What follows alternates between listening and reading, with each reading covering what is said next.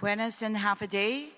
Good morning to those who are here with us this morning and to those who are watching with this proceeding from home. This public hearing is called in order and the time now is 9 o'clock in the morning. For the record, today is Friday, May 23, 2025.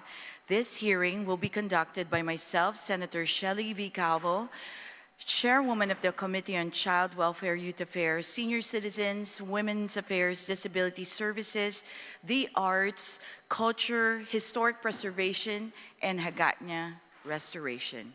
In compliance with the open government law, notice of this hearing was disseminated via email to all senators and local media outlets on Friday, May 16, 2025. With a second notice sent on Wednesday, May 21, 2025. Additionally, notice of this hearing was posted and made available on the Guam Legislature website and the Government of Guam public notice portal. We have 3 items on our agenda, specifically 2 appointments and 1 bill. We'll first begin with the 2 appointments, take a short recess, and return for the bill. But first, good morning, my colleagues, and I'd like to acknowledge the presence of Senator Terlaje and Vice Speaker V. Anthony Ada and Senator Vince Borja, as well as my other colleague, Senator Sean Gumatautau. Sijus Mase, my colleagues, for being here. Before we proceed, I would like to set some rules of engagement for everyone participating in this proceeding as follows. Individuals testifying shall first be recognized by the chairperson before speaking and shall state their full name for the record. All testimony shall be confined to the substance and nature of the items on the agenda. Individuals testifying are allowed to provide oral testimony or read written testimony into the record. Written testimony shall be submitted to the committee for dissemination. Lengthy testimony should be summarized to about 5 minutes. After providing testimony, individuals are asked to remain seated in the panel for questions or additional testimony as may be desired by the members of the committee. Each of my colleagues will have 5 minutes for discussion and questions. Personal inference as to the character or motive of any senator or any individual's testimony is not permitted. The chairperson may order the removal of any individual who fails to abide by these rules or observe proper decorum, pursuant to the 38 Guam Legislature standing rules.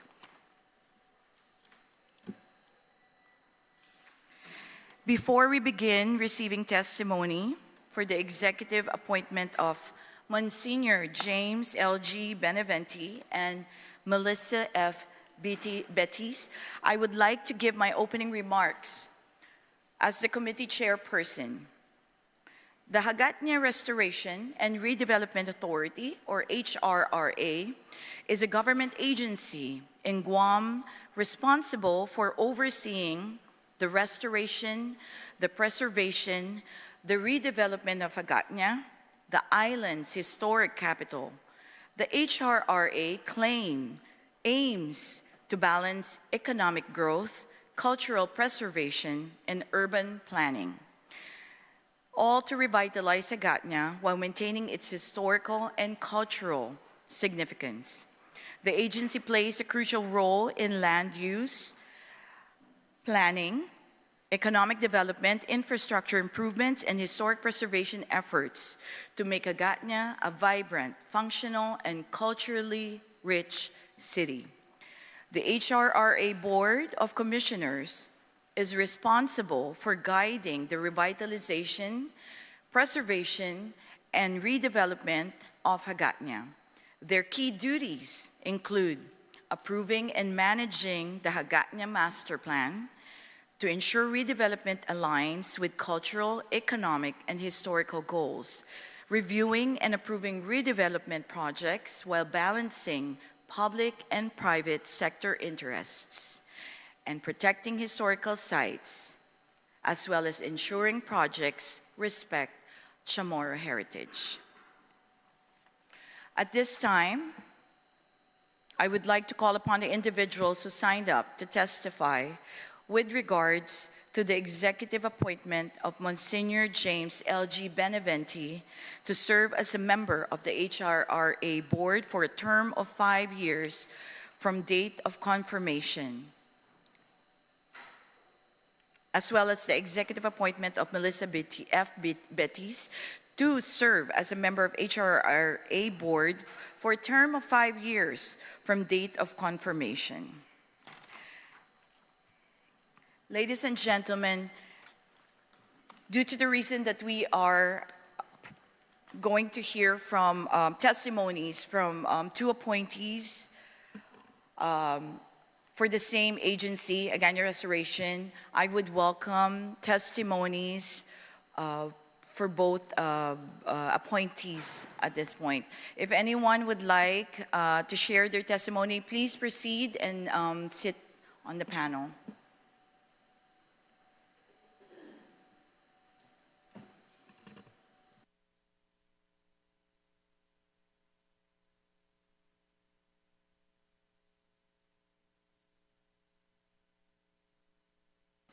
Sir, please state your name for the record. Hafide, good morning. My name is John Rivera. Proceed, sir. Thank you, Madam Chair and honorable senators. I appreciate sincerely the opportunity this morning to testify on behalf of Monsignor James Benavente. You know, when I heard about this just last night, Monsignor commented to me that he thinks he's getting too old for this. Monsignor, you don't look a day over 75, so you're okay. But in all seriousness, honorable senators, I can tell you that my whole career started in Hagåtña. And it started because at the time, Monsignor James Benavente, Deacon James Benavente, asked me to come and help.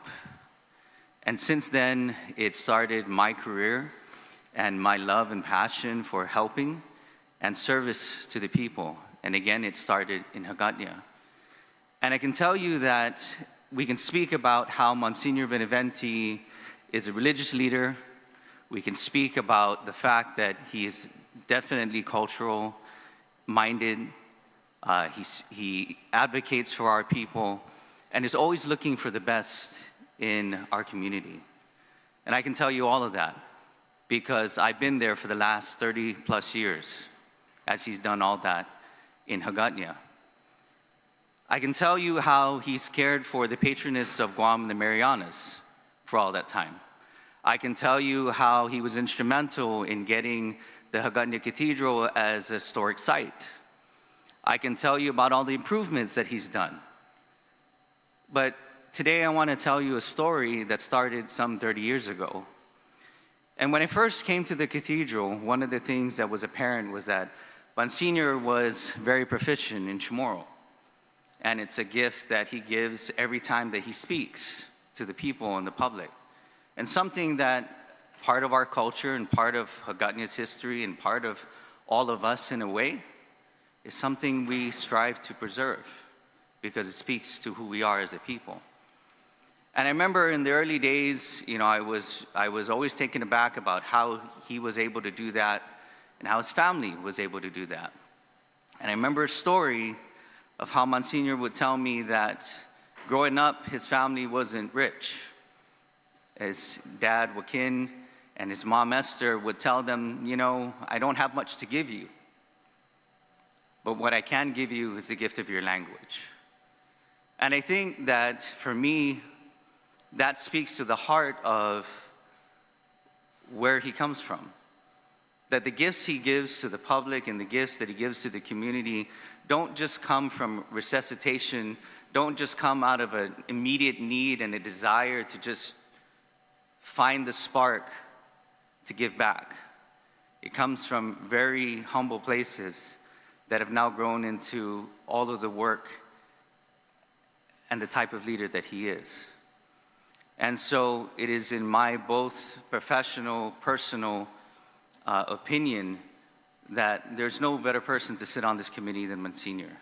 And I can guarantee you that regardless of this committee, he has given to Hagåtña and then to the people for the last 30+ years, and he will continue to do so regardless. By giving him a place in this committee and giving him the abilities to do so in this capacity will only ensure that the work that he does gets that much more prominence and gets that much more opportunity. And that's a gift that keeps on giving.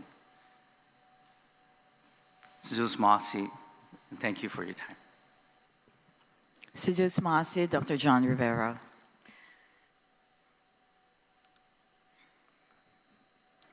Before I call in Monsignor for his testimony, I would like to invite any other individual who would like to render their testimony for our good Monsignor. On that note, Monsignor James LG Benavente, sir, may you proceed the panel, please.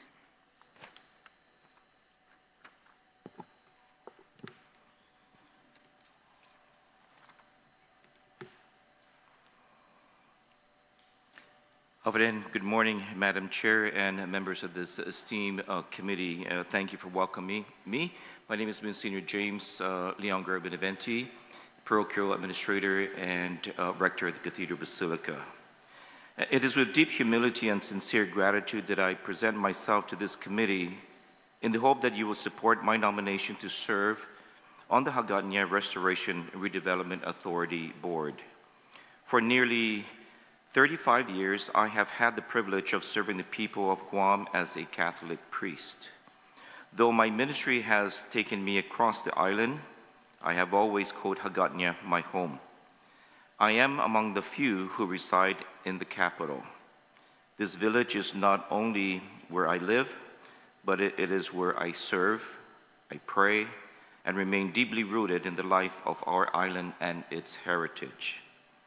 In my roles as pastor, parochial administrator, and rector of the Dulce Nombre de Maria Cathedral Basilica, I have sought to care for a sacred and historic building, surrounded by hallowed and historic grounds across from this very hall, not merely as a custodian of physical structures, but as a steward of our shared identity. And over the years, I have involved in various preservation and restoration efforts. The cathedral renovation in 1998 and again in 2007, the establishment of the Cathedral Basilica Museum in 1998, the renovation of the Pigo Catholic Cemetery in Anigua in 2004, and more recently, the restoration of the Cathedral Basilica's original tabernacle, marble balusters, and historic doors. But restoration, as I have come to understand it, extends beyond brick and mortar. It is about honoring those who came before us and creating something lasting for those who will follow. It is a sacred responsibility that binds the past to the present and inspires hope for the future. Hagåtña is far more than the administrative center of our island. It is where faith, culture, and history converge, and therefore, any development effort must be approached not only with technical expertise, but also with reverence for the sacred, honoring our ancestors and attuning our hearts to the enduring spirit of this ancient village. And beyond these initiatives, I have managed large-scale projects, led collaboratively, and engaged with people from diverse backgrounds and sectors.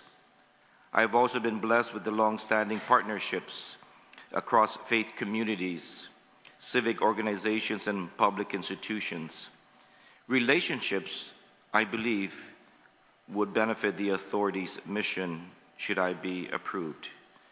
And if entrusted with this responsibility, I will bring with me the same dedication and prayerful discernment and pastoral heart that have guided me throughout my priesthood. I believe in Hagåtña not only for what it has been, for what it can become, a village that honors its roots while growing in ways that inspire future generations to marvel at its beauty, history, and sacredness. Thank you, Madam Chair and members of the committee, for your time, your trust, and the opportunity to be considered for this board. And I'm happy to respond to any questions that you may have. Si Dios Mase, Monsignor James LG Benavente. At this point, I would like to recognize my colleagues for any remarks or questions.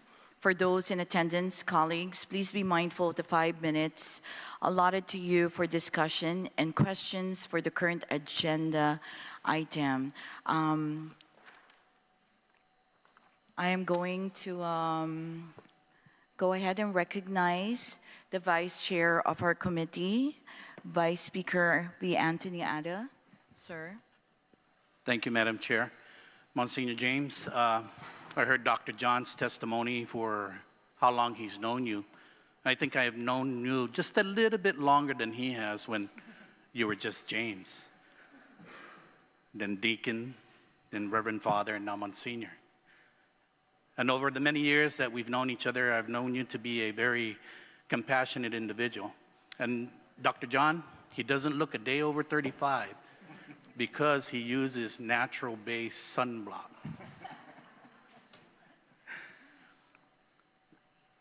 But all seriousness, the work that you take and the work that you do here in Hagåtña just goes to show, I mean, the many years of the renovations of the Cathedral Basilica, and even with us here at the legislature, where we're cleaning up the park, and in order for us to use the water next door at the church, we have to clean the statue of the Pope, which works in harmony and which works to preserve what we have here in Hagåtña. And there's no one better that knows Hagåtña streets than you, walking it every year during the December 8 procession. And I think it just goes to show that when you put the time and the effort and the knowledge that you have for Hagåtña, I don't see why you would not be the perfect match to be in the commission of the Hagåtña restoration. I think it just brings value, more value to the commission and the board, having you on there. The only question perhaps I would have is, of all the streets that you've walked and the places that you've seen here in Hagåtña, what is your vision to eventually the layout of Hagåtña and how we see our streets working, whether it should be certain one-way streets or certain roads that, have more historical value to where we can, put like a walking district and things of that nature. So what would your vision be for Hagåtña? Well, thank you very much, Senator, for your question. And I'm sure you all know this, but the village of Hagåtña actually is compartmentalized into various names. Santa Cruz, right? Santa Cruz branch of Bank of Guam is actually, that area is Santa Cruz. So within the village itself, there are various names which we have lost over the years. And I think having to revisit that and to try to establish a sense of identity of what it once was and what could it be, what could it mean to us today, would be something important or something worth considering. Yes, I live in Hagåtña and I see everything. I see the slowness of the village over the weekend or right after 5 p.m.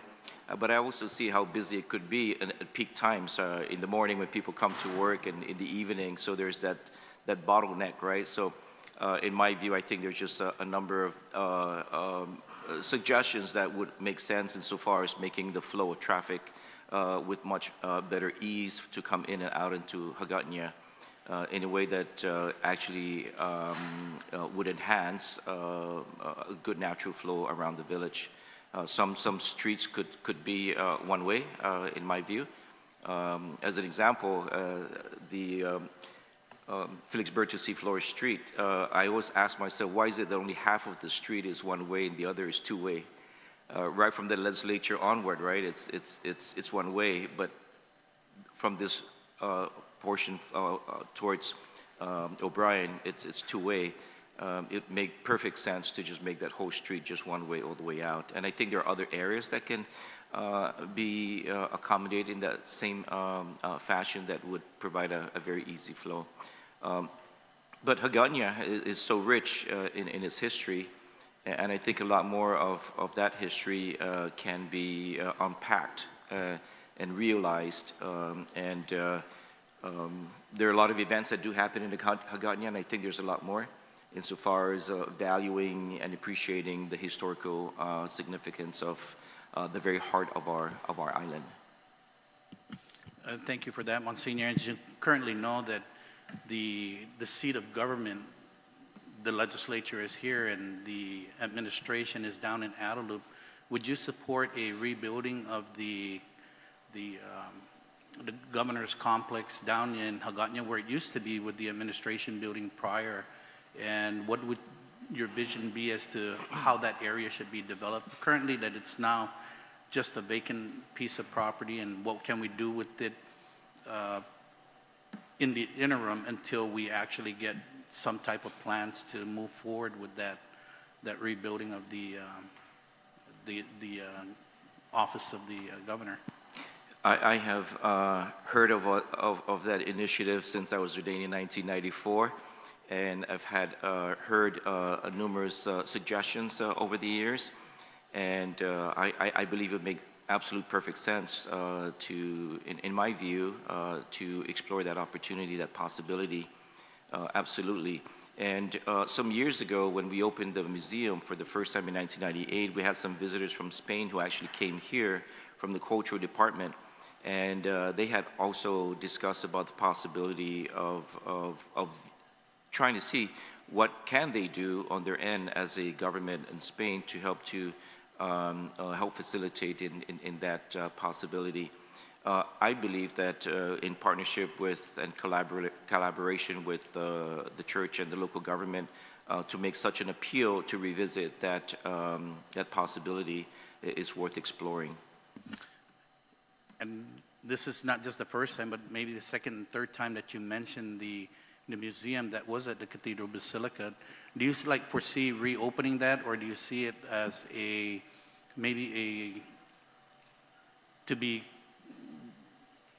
placed perhaps in conjunction with the current Guam Museum that's here now? And how can we make it the historic parts of the church be a part of the total Hagåtña dream, right? Of actually seeing what our past was in the museum and how we can display that, and what would be your thoughts? Well, someone once told me that why buy a beautiful ring and put it in the safe deposit box in the bank, right? And when you should be wearing it and appreciating, and others to appreciate it as well. And I stand by that example in that while our Cathedral Basilica Museum will be suspended for the time being, that having to share that in however way we can to be able to showcase the many artifacts that we have, and not so much to put it in hiding, but to be able to share that for many people to appreciate. And I have discussed that with some folks indirectly who have expressed interest in possibly bringing some of our artifacts from the cathedral to our Guam Museum, and we had suggested some kind of collaboration over time. And now that we will be suspending the display of our artifacts, that perhaps it may be a good time to explore it. Of course, through discussion and trying to figure out how that mechanism will work, I'm certainly open to that. And I like that. I really like that idea, because I think it just goes to show the history of Hagåtña, the history of our faith here, right? And how it can be displayed in the museum along with the other parts of history of Guam. And why not right here in Hagåtña? Monsignor, you know, I've known you personally. I have no conflicts of interest on voting for your confirmation. And I look forward to your confirmation moving forward, and you have my full support. Thank you. Thank you, Madam Chair. Thank you. Thank you, Vice Speaker. Before we proceed to recognize the rest of my colleagues for their questions, I would like to make way, give way to an important testimony for the Monsignor. This actually we just received it, but I'd like to read it on the record. And this is from the Executive Director of Hagåtña Restoration and Redevelopment Authority, Ms. Gillette Torre Leon Guerrero. So this is, I think, imperative that we read it. And I would like to call in Ms. Patricia Ada, to come please join us in the panel, and she will be reading the testimony on behalf of Ms. Gillette Leon Guerrero. Buenas.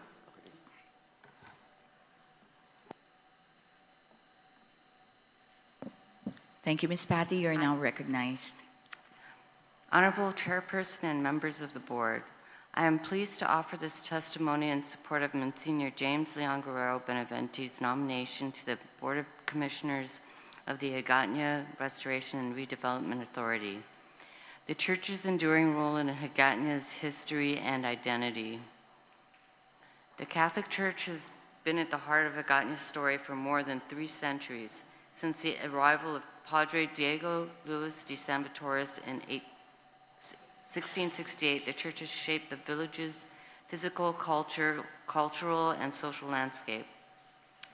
Chief Kapua's historic donation of land for the first Catholic church in Hagåtña not only marked the beginning of Christianity on Guam, but also established the church as a central institution of the capital's development. The Dulce Nombre de Maria Basilica, built on this original site, remains a focal point of Hagåtña and a symbol of the city's resilience and faith through centuries of change, conflict, and renewal. Throughout Hagåtña's evolution from Spanish colonial capital to modern seat of government, the church has stood as a gathering place, a center for community life, and a guardian of cultural heritage. The proximity of the cathedral to the plaza and the governor's residence historically reflected the close relationship between faith and civic life, with the church serving as one of the twin pillars of Guam society. Even today, the church's presence continues to anchor the community and foster a sense of identity and continuity in Hagåtña. The importance of church representation on the HRRA board. The HRRA's mission is to revitalize, promote, preserve, and protect the heritage and economic vitality of Hagåtña, ensuring the well-being of all its citizens. Given the central role the church has played and continues to play in the history, culture, and daily life of Hagåtña, it is vital that its perspective is represented in the planning and decision-making processes that will shape the city's future. Monsignor Benavente, as rector of the Dulce Nombre de Maria Cathedral Basilica, brings not only deep knowledge of Hagåtña's spiritual and cultural traditions, but also commitment to community engagement and stewardship of the city's heritage. His participation on the HRRA board will ensure that the unique voice and enduring legacy of the church are thoughtfully integrated into the authority's efforts to restore and redevelop Hagåtña as a vibrant center of cultural, civic, and economic life. Monsignor Benavente's nomination represents an opportunity to honor and sustain the historic partnership between the church and the city of Hagåtña. His leadership will help guide the HRRA in preserving the capital's unique character and ensuring that its future development remains rooted in the values and traditions that have defined it for generations. Gillette Torre Leon Guerrero, Executive Director. Are these the same? So you're going to finish with them because I have one for. Okay. I'll wait till Melissa's to read Melissa's, or do I read it? I'll read it later. You're good. I mean, your testimony is good. Finish. It's done. Sidus Masi, Ms. Patiata. And now I'd like to move back to the questions from my colleagues. I'd like to recognize Senator Terlaje. Thank you, Madam Chair, and good morning to my colleagues. And good morning to everybody who's here today to take some of your time out of your busy schedule. Biba Bettis first, and most especially to the nominee, Monsignor James. Excuse me. I can't tell you how much I'm grateful that you want to step up to the plate and especially work on this particular board. For decades now, this plan has been in the making, and nothing really has come to fruition with it. A lot of times it has to do with funding issues. And what better entity than someone who knows how to collect donations? I mean, that's one way, and the other one is to advocate for more funding for the projects ahead. In this position, really, it has a lot to do with it. They've had a plan in place for so many years at Hagåtña Restoration, and but there are other things in the meantime that I'm sure you can avail yourself with. I know that I believe there's just 2 openings right now, if I'm not mistaken, Patty. There's 2 vacancies, right? And that's the 2 nominees here. And then it'll be complete. The board will be complete then, right? And I believe there might be a treasurer opening. You haven't voted on a treasurer yet, so hopefully you can take that position amongst many other areas that I'm sure you'll do very well in. So other than working on streets, which I totally agree. I think the mayor's office in Hagåtña has been trying to work on that with the DPW to try and make those changes, for safety reasons as well. But and of course, identifying. I've been the one senator who wants to change all the names, to the real Chamorro names. This is going to be very helpful, and it'll add some rejuvenation, I think, to it. So we also know that, the federal funds, there's, I think, a grant within your this board that is on freeze. So there is a freezing on a certain grant there, but I know that I'm going to hit Melissa up when she comes up about grants, because she's the grant guru on that. So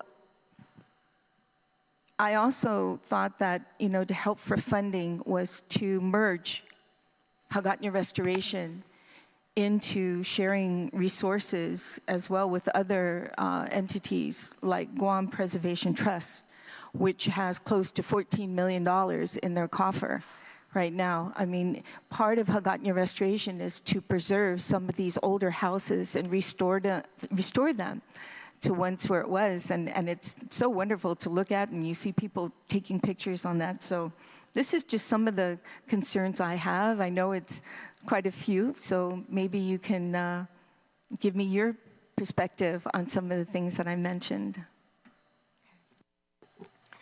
Thank you very much, Senator. I'm always very open to new ideas and to participate and to collaborate with the folks with whom I work with, and hopefully also for those with whom I anticipate in working with. So I'm always very open to the many ideas and possibilities.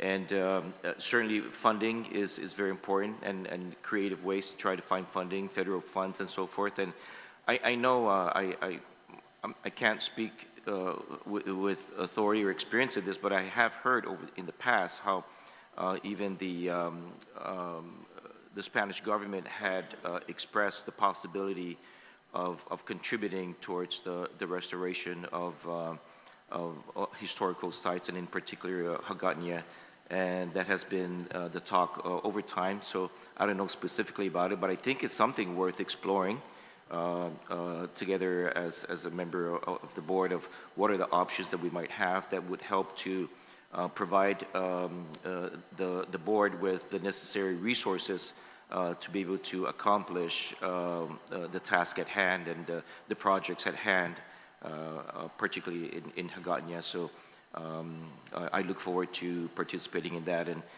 leveraging whatever we might have on the church site and other areas to be able to explore that possibility. Yeah, I think too as well, personnel at Hagåtña Restoration could be jeopardized too as well. So that's what I was thinking of merging, you know, taking away duplication of things and merging in together into other agencies or commissions or boards that can help out. One of the biggest eyesores in the island, of course, is just, you know, the graffiti and trash, and Hagåtña has had its fair share, you know, with that, and I think they're doing a great job. The mayor's office has done, I mean, they're right on top of it every time they see. But one of the biggest struggles, even with the legislature, is the homeless in Hagåtña. I mean, we want to showcase Hagåtña to be one of the capital of our island, something that we can be so very proud of. A lot of history here to be recognized. And when the tourists come down here, which we want to take them away from Tumon and bring them down to Hagåtña to see the real root of our island, you know, and the history here. How will, you know, what are some of the ways that we can address some of the issues with the homeless here in Hagåtña? Well, that's your question is something which I encounter on a daily basis, day and night. We have to face the reality of our folks that take shelter around Hagåtña, and especially even at the cathedral. And while we're very mindful of their needs, and as well as expressing our compassion to them, I think it's something that we as a community would need to figure out how to come together to help them. I don't have the answers, but I'm always willing to sit at the table with those who desire to accomplish the same thing. And how can we allow our village, Hagåtña, to be welcoming to all peoples. And it's not just our tourists, but I see a lot of our former residents of Guam who have come home after so many years, and they want to come home to visit Hagåtña, visit the cathedral and the different sites in Hagåtña. And you know, so I simply would like to say that there are other people as well. And there's also a group that has been coming in from Asia who have been making a pilgrimage on Guam. And that's a new kind of like a market for the church, and not just for the church, but also for our local economy. Their desire to come to Hagåtña and to take photos and so forth and learn a little bit more about the history. So there are a number of different folks that are coming into our island who make their way over here to Hagåtña. And if I'm not mistaken, years ago, it was said that 85% of all the tourists that come to Guam make their way down to Hagåtña. And so it's certainly something that we need to be able to showcase our village in a very hospitable way, and a very beautiful way, a very welcoming way that does not exclude those who are in the periphery. And so I'm always, as I mentioned, be willing to sit at the table to see what we can do on our end to contribute towards addressing those issues. Well, I hope you consider sitting on the GVB board too at the same time, because I know you'll add such great ideas there as well. Well, other than that, Monsignor, I've known you for many years, and I've had the privilege of not just knowing you on a religious perspective, but we shared New Year's Eve together for over 10 years, right? We'd always see each other on a particular party we'd go to and share a more personal moment, and every time you just amaze me, with your ideas. But one thing I know for sure is that your position on this board is going to bring great strides to Hagåtña Restoration, and I look forward to providing any kind of help I can for you. So know that my door is always open for you if you have anything that you would like to share or you'd like me to push for. So looking forward to it. Thank you, Madam Chair. Thank you, Senator Taitagui. I just wanted to mention that Senator Tello is actually a member of my committee, the Committee of Arts, Culture, and Preservation. And it's such a great idea what you brought up between the collaboration of HRA and Preservation Trust, yeah, because there's a lot of dilapidated buildings that we need to take a look at. We want to spruce up Hagåtña. On this note, before I proceed with Senator Borja, I would like to recognize the presence of our dear Mayor Gumatauta of Hagåtña. So thank you for being here, Mayor. And on that note, Mayor, are you providing testimony? You're here for support. Thank you so much. The good mayor is always very supportive. Thank you, sir. On that note, I'd like to recognize my another good senator, Senator Vince Borja. You're recognized, sir. Thank you, Madam Chair. Thank you. Good morning to my colleagues. I don't have any questions. I mean, some of the questions I had in regards to the homeless, Senator Taitagui had already asked. And I trust, I mean, you know, Vice Speaker Ada said a lot of great things and some of the questions in regards to just kind of your vision for Hagåtña. But thank you for willing to serve on this board and to serve and to help with the Hagåtña restoration. Like Senator Taitagui shared, like it's, you know, I've kind of been following the restoration project of Hagåtña and not really see a lot of things come to fruition. I know you know, funding obviously is the big thing, and you know, you have my support, and we look forward to supporting the council or committee to ensure that we move forward with the projects in Hagåtña. Thank you, Monsignor. Thank you, Senator. Thank you, Madam Chair. Sidus Masi, Senator Borja. And now my good colleague here, Senator Sean Gumatauta. Thank you for being here, sir.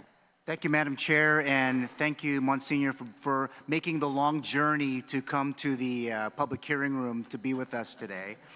I too was a long-time resident 31 years ago and spent a lot of time here for 8 years before. I didn't mean to uproot my family completely because our family has been part of this capital city since the turn of the century. So at least in terms of, at some point, I will probably be back in the barrio of Anigua at some point. But Monsignor, I just want to have 2 questions for you, and if I could, I just wanted to and this is more for those who are listening at home, but when you think about priorities for the board, what do you think would be the biggest priority that faces this particular board in 2025? I think for me, as an outsider coming in and really not knowing a lot about what the board has done over the years, is for me to ask myself, well, what have they put together? What were the priorities then? And looking at that, how do those priorities fit in today? And what are some of the things that are realistic insofar as pursuing?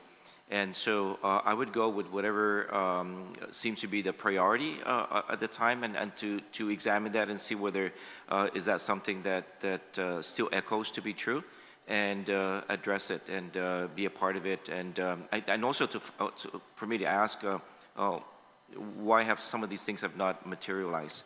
And to work together with the board to contribute towards effectuating whatever it is that we can. Thank you, Monsignor. And I know that we're in today's Guam, we're up against a lot of limited funds.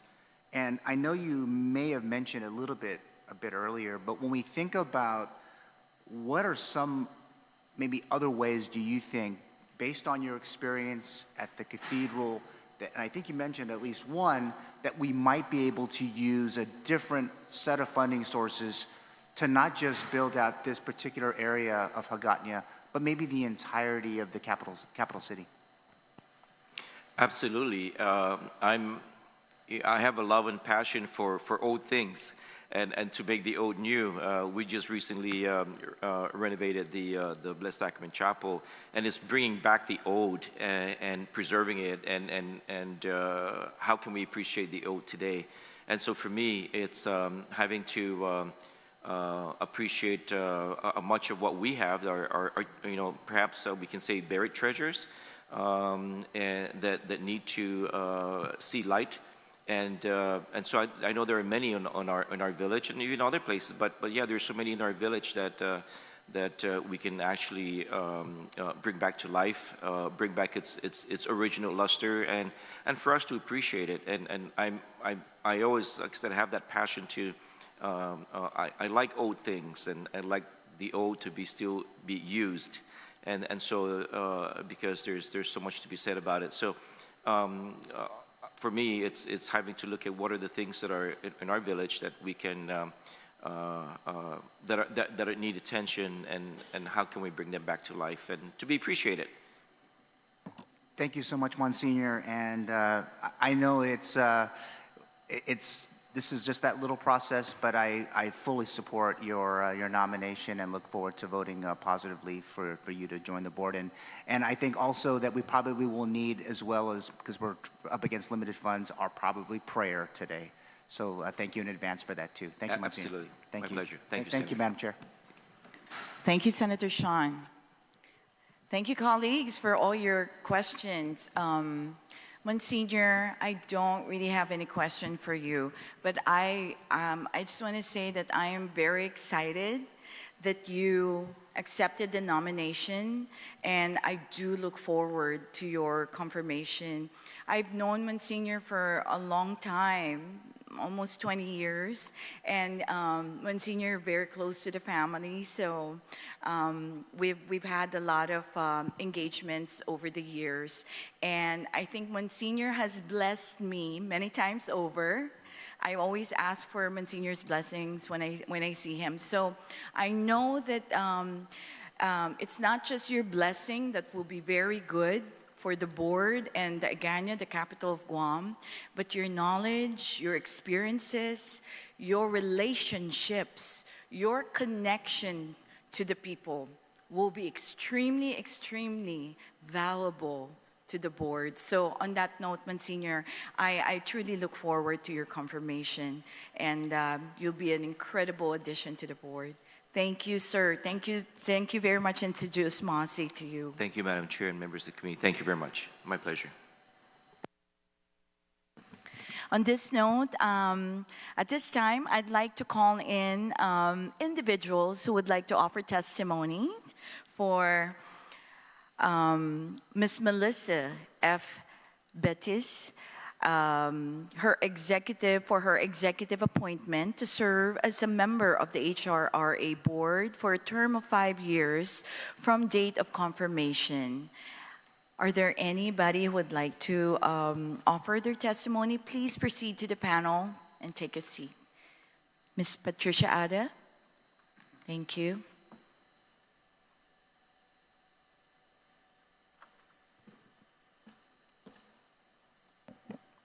I'm reading this testimony for Gillette Tori Leon Guerrero, who is off island right now. Honorable Chairperson and members of the board, I am pleased to submit this testimony in strong support of Melissa Finney Bettis' nomination to the Board of Commissioners of the Hagåtña Restoration and Redevelopment Authority, HRRA. Proven leadership in infrastructure and community development. Melissa Bettis brings a wealth of experience in infrastructure, policy, development, and public service to the HRRA.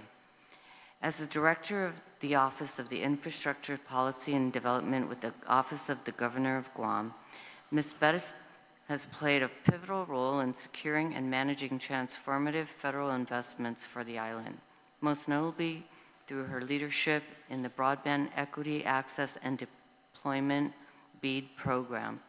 Under her guidance, Guam has developed a comprehensive broadband expansion plan, ensuring that critical infrastructure projects are implemented with diligence, transparency, and a focus on long-term community benefit.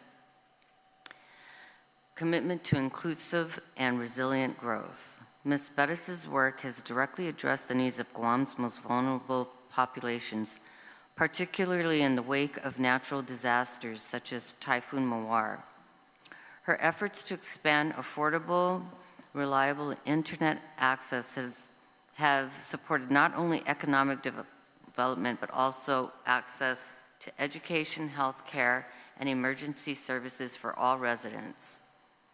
Her approach in infrastructure viewing it as a public good and a foundation for dignity and opportunity, aligns with the HRRA's mission to revitalize Hagåtña as a vibrant, inclusive, and resilient capital. Broad experience in development and community engagement. In addition to her public sector leadership, Ms. Bettis has a strong background in development, fundraising, and donor engagement, having served in senior roles at major institutions and nonprofits. Her ability to build partnerships, secure resources, and foster collaboration will be invaluable to the HRRA as it seeks to balance historic preservation with economic revitalization and community needs. A vision for Hagåtña's future. Melissa Bettis' nomination represents a commitment to forward-thinking, community-centered redevelopment. Her expertise in infrastructure policy, her proven record of delivering results for Guam, and her dedication to ensuring that all voices are heard make her exceptionally well qualified to help guide Hagåtña's restoration and growth. I respectfully urge your full support for Melissa Finney Bettis' appointment to the HRRA Board of Commissioners. Her leadership will be an asset to the authority and to the people of Hagåtña. Gillette Torre Leon Guerrero, Executive Director, Hagåtña Restoration and Redevelopment Authority. Thank you so much, Ms. Patricia Ada, and that's on behalf of Executive Director of HRA, Ms. Gillette Leon Guerrero. At this point, I'd like to recognize the speaker, Vice Speaker. Vice Speaker Tony Ada, we receive some testimonies from individuals, and because they could not make it today, due to some reasons, we're just gonna read their testimonies. So, Vice Speaker, you're recognized, sir. Thank you, Madam Chair. Honorable Shelly Calvo, Chairperson, Committee on Child Welfare, Youth Affairs, Senior Citizens, Women Affairs, Disability Services, the Culture, Arts, Historic Preservation, and Hagåtña Restoration, Guam Legislature. Letter in support for Melissa Bettis, nomination to the Board of Commissioners, HRRA. Affidavit, Madam Chairperson and members of the committee. On behalf of the Guam Museum Foundation, Inc., I am pleased to offer our support for the appointment of Ms. Melissa Bettis to the Board of Commissioners for the Hagåtña Restoration and Redevelopment Authority.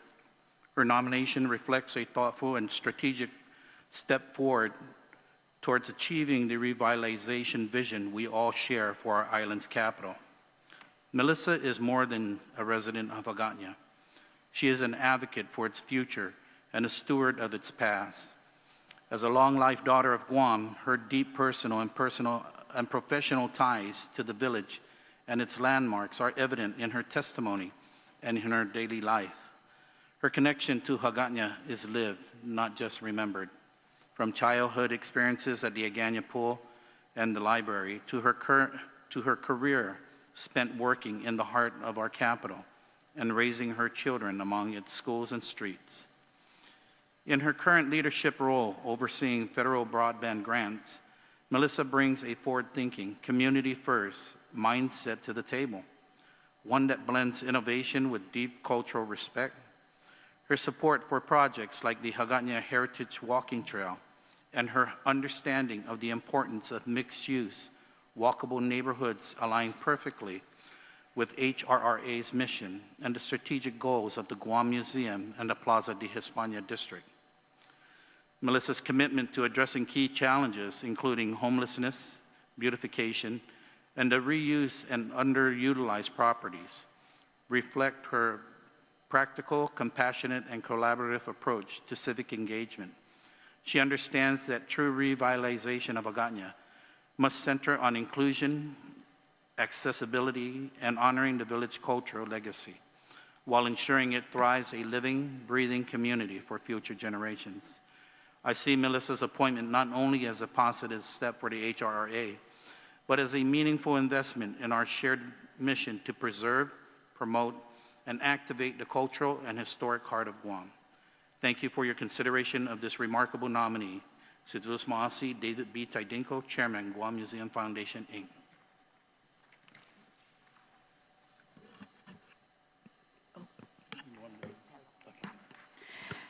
Sidious Masi, Vice Speaker and Vice Chair of the Committee of Arts, Culture, and Preservation.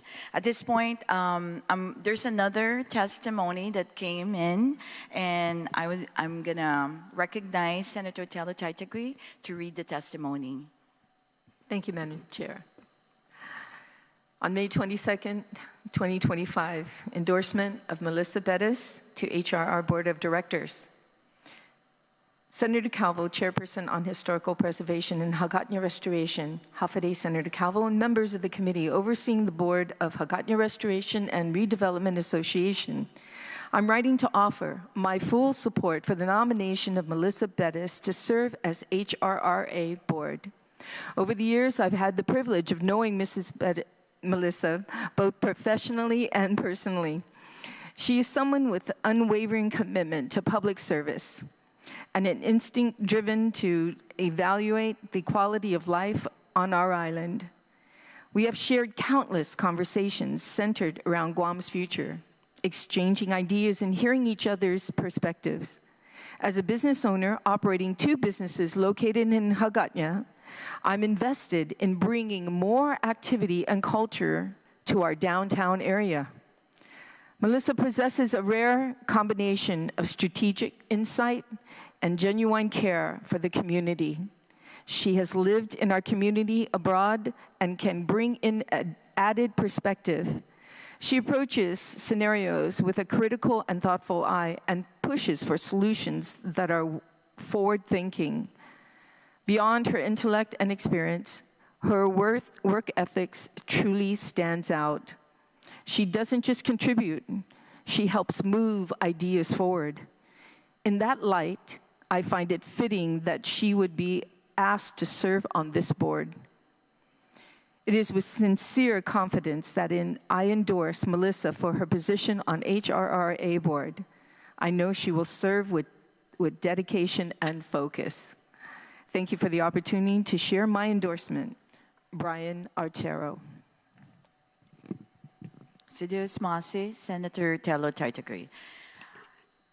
If there are no other testimonies, I would like to invite Ms. Melissa F. Bettis to come please forward and join us in the panel.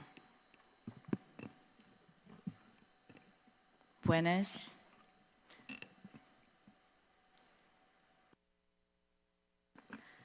Please state your name for the record.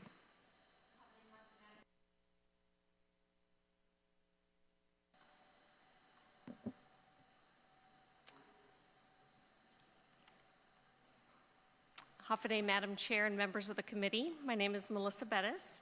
I'm honored to have been nominated by Governor Lilian Guerrero and Lieutenant Governor Josh Tenorio to serve on the Board of Commissioners for the Hagåtña Restoration and Redevelopment Authority. As a resident of Hagåtña since 2021 and a proud daughter of Guam, I'm deeply committed to HRRA's mission to revitalize, promote, preserve, and protect the heritage and economic vitality of our capital city. Hagåtña has always held a special place in my heart. As a child, I have fond memories of shopping with my mom and family at Payless and Townhouse, attending swim practice at the Hagåtña pool, and visiting my grandfather at his office at the PDN. As a student at Bishop Gardner Middle School, my school days often began and ended at the cathedral, followed by time with friends at the arcade, the Hagåtña library, restaurants, and other familiar village spots. Later in life, I worked in Hagåtña at Guam Cable News and Adelup and enrolled my daughters in preschools in the village. These experiences have given me a lifelong appreciation for Hagåtña's cultural, civic, and historical significance and its unique role in the lives of so many residents, past and present. I left Guam in the early 2000s to pursue new opportunities, but I always carried home with me. Just before returning, I spent 6 years at the Maricopa Association of Governments, the Council of Governments and Regional Planning Agency for the largest county in Arizona and the 5th largest city in the country. There I managed 4 of the agency's major policy committees, including the Regional Council and the Regional Council Executive Committee. That experience gave me a deep understanding of how thoughtful planning, community engagement, and policy coordination can shape vibrant, resilient communities. I returned to Guam at the tail end of the pandemic, driven by the desire to be closer to my aging grandmother, my mother, sister, and the many friends and loved ones who make this island home. That decision also deepened my commitment to serving our people and helping to revitalize the heart of our island, our capital city of Hagåtña. In my current role overseeing a federal grant that supports broadband expansion, I see Hagåtña as more than a center of government. It is the symbolic and functional heart of our island.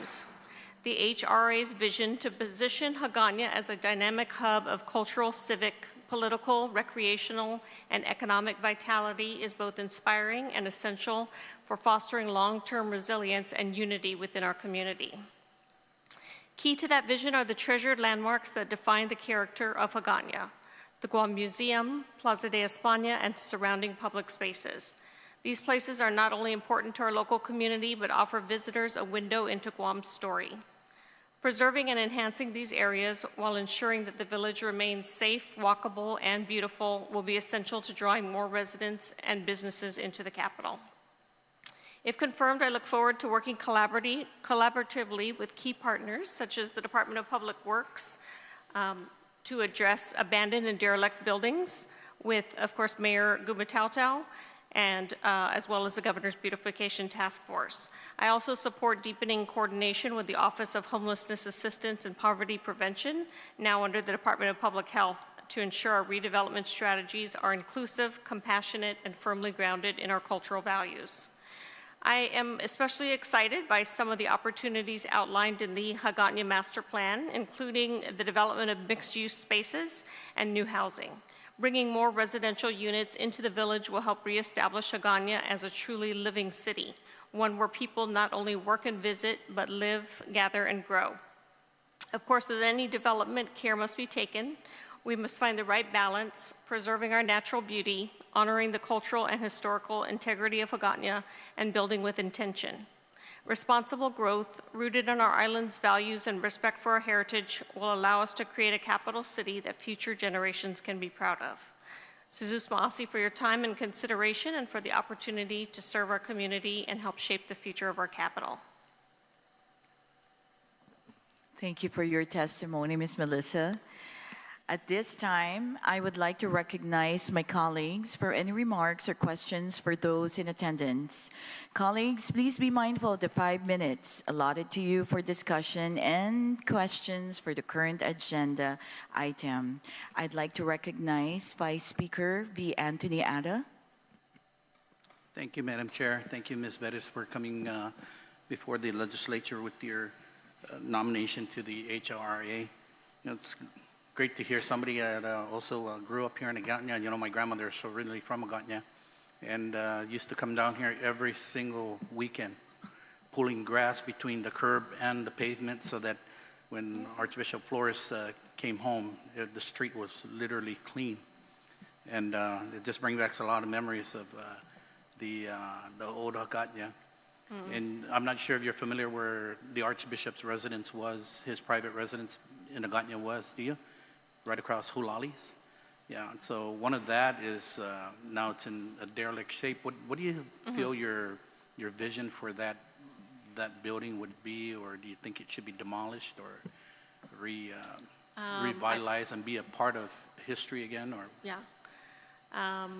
Well, you know, there are a lot of those fractional lots, right, with chain link fences around them and crumbling, you know, infrastructure. You know, we really need to come up with a plan on how to address that. You know, there might be a plan that's already in existence, but it has not moved forward, as we were saying before, that we need to take action. In terms of that exact building, I don't know what the condition is currently. Of course, you know, anything that preserves our heritage that is worth restoring, I would fully support that. I see, and then also, you know, it was mentioned by the testimony by Mr. Taidenko about the heritage, Hagåtña Heritage Walking Trail. Do you recall where that was? I think it started out at Fort Apugan and then came down the road to Chamorro, to the Laddystone, and then right here to the plaza. And I believe it ended up by the old cemetery by Auto Spot. Yeah. How do you envision bringing that back to life, and ensuring that the different historical parks along the trail is recognized and well, I guess well thought out? Yeah. Well, I believe there's 17 different sites along that heritage walking trail. I think I think it's something that our local people, and as well as our visitors, could really, I think this would be a great thing to really start promoting it. I think part of the vision of One Hagåtña is to start promoting these different types of activities within the village. So I think, having, a lot of our visitors, a lot of our young people use smartphones, for instance. So, getting information, using a QR code maybe at each of those locations, and getting information when they download those QR codes. Maybe doing treasure hunts, sponsoring different activities would really promote it. And, just, it's so important to our, historical, the significance of it is very important. So I think it would be a great thing to promote. And I think it's really something that's easy, because we could make it very fun, and, I think it's a good thing. Anything that comes in line with mixed-use facilities, right? For example, a building that's built perhaps down below would be shops and stores and things like that, and then above it could be residences, to where we can repopulate Hagåtña with more individuals making Hagåtña their home. What's your thoughts on that? I think it's a great idea, because it is kind of more of a ghost town after hours, right? When people clear out. So I think having residents brings life, to the village, to the heart of the village, but it also is a deterrence to homelessness, to crime, because there's people watching out. There's people in the village. So I think that is a great idea, and I've actually seen it, because Phoenix in Arizona was basically like that. It was a ghost town after hours. So, the city of Phoenix really made an effort to start promoting, the building of condos and apartments, and also put in an ASU dorm down there, which really brought in young people, the youth, and, that, of course, can support all kinds of businesses in there too, right? And makes it very walkable, and just a great place to be. So I would look forward to seeing that. I actually look at buildings all the time and say, wow, this would be a really hot, apartment on the second floor. Even looking down the street at where the old Carmen's was, those upstairs, I'm like, this would be a dream apartment. So I think it's really doable. Yeah, because, and we also spoke of homelessness about, there's some individuals, right, perhaps that they're fine, just leave me alone. I don't bother anyone, so please don't bother me, right? And those that do need help, that need the assistance to find a place to live, that they continue to do so. Over the past 6 months that we've been here in the legislature now in the 38th Guam, we've worked, we put a lot of effort into working with the homeless at the park. And what we've done over there, and a lot of credit goes to our facilities manager, Mr. Ken LePay, who has worked tirelessly with them over at the park and said, take ownership. And what that has done is it actually helped keep our park maintained, because I would drive every single morning on my way to work here, every morning, and I would drive by and roll my windows down and walk, and I see people, good morning, sir, good morning, and I say good morning, and they would stop me, and there's this one individual there that is like we call him the governor of the park, and he would say, everything's good. We gathered all the trash. We put it by the trash receptacles. If the guys can just come around now and pick up the trash. So every morning what they do is they gather their things, they leave the park area, and they let our tourists and our visitors come to enjoy the park. And then later on they try to find their way back to the park after hours, like about 6, 7 at night. And it has worked. It has been working these past several months very effectively. So maybe perhaps something that can be looked into is how can we continue to make our people take ownership of these places, right? And have them integrate instead of just trying to move them away. How is it that we can help them find a place, but at the same time be proud of where they're at, and how we can continue to incorporate that with not just being a part of the fixture there, but keeping it clean and keeping it maintained for all to enjoy. What's your thoughts on that? Yeah, I mean, I think that that is a good patch, but you know, we really want people into safe, secure homes, right? And we don't want them out on the street because of, you know, they can also be taken advantage of as, you know, victims of crime and so forth, and weather and all different events. You know, homelessness is a really tough situation to solve because there's so many reasons behind it. It's not just that someone can't find a job. It's, you know, it could be drugs, it could be, a lot of it's related to mental illness. So, you know, those are all things that we need to look at and consider. Living on the beach in Antigua, you know, I see homelessness, you know, all the time, and you know, it's something that is very upsetting to me. It's something that, you know, as I mentioned in my testimony, I would like us to work with the homelessness agency, continuum of care, to try to figure out, you know, a way to solve the problem of homelessness. But it is a tough issue. And then lastly, you spoke about the Hagåtña master plan. What do you think is the root cause of it not being able to come to fruition, or at least pass what the legislature in passing the master plan?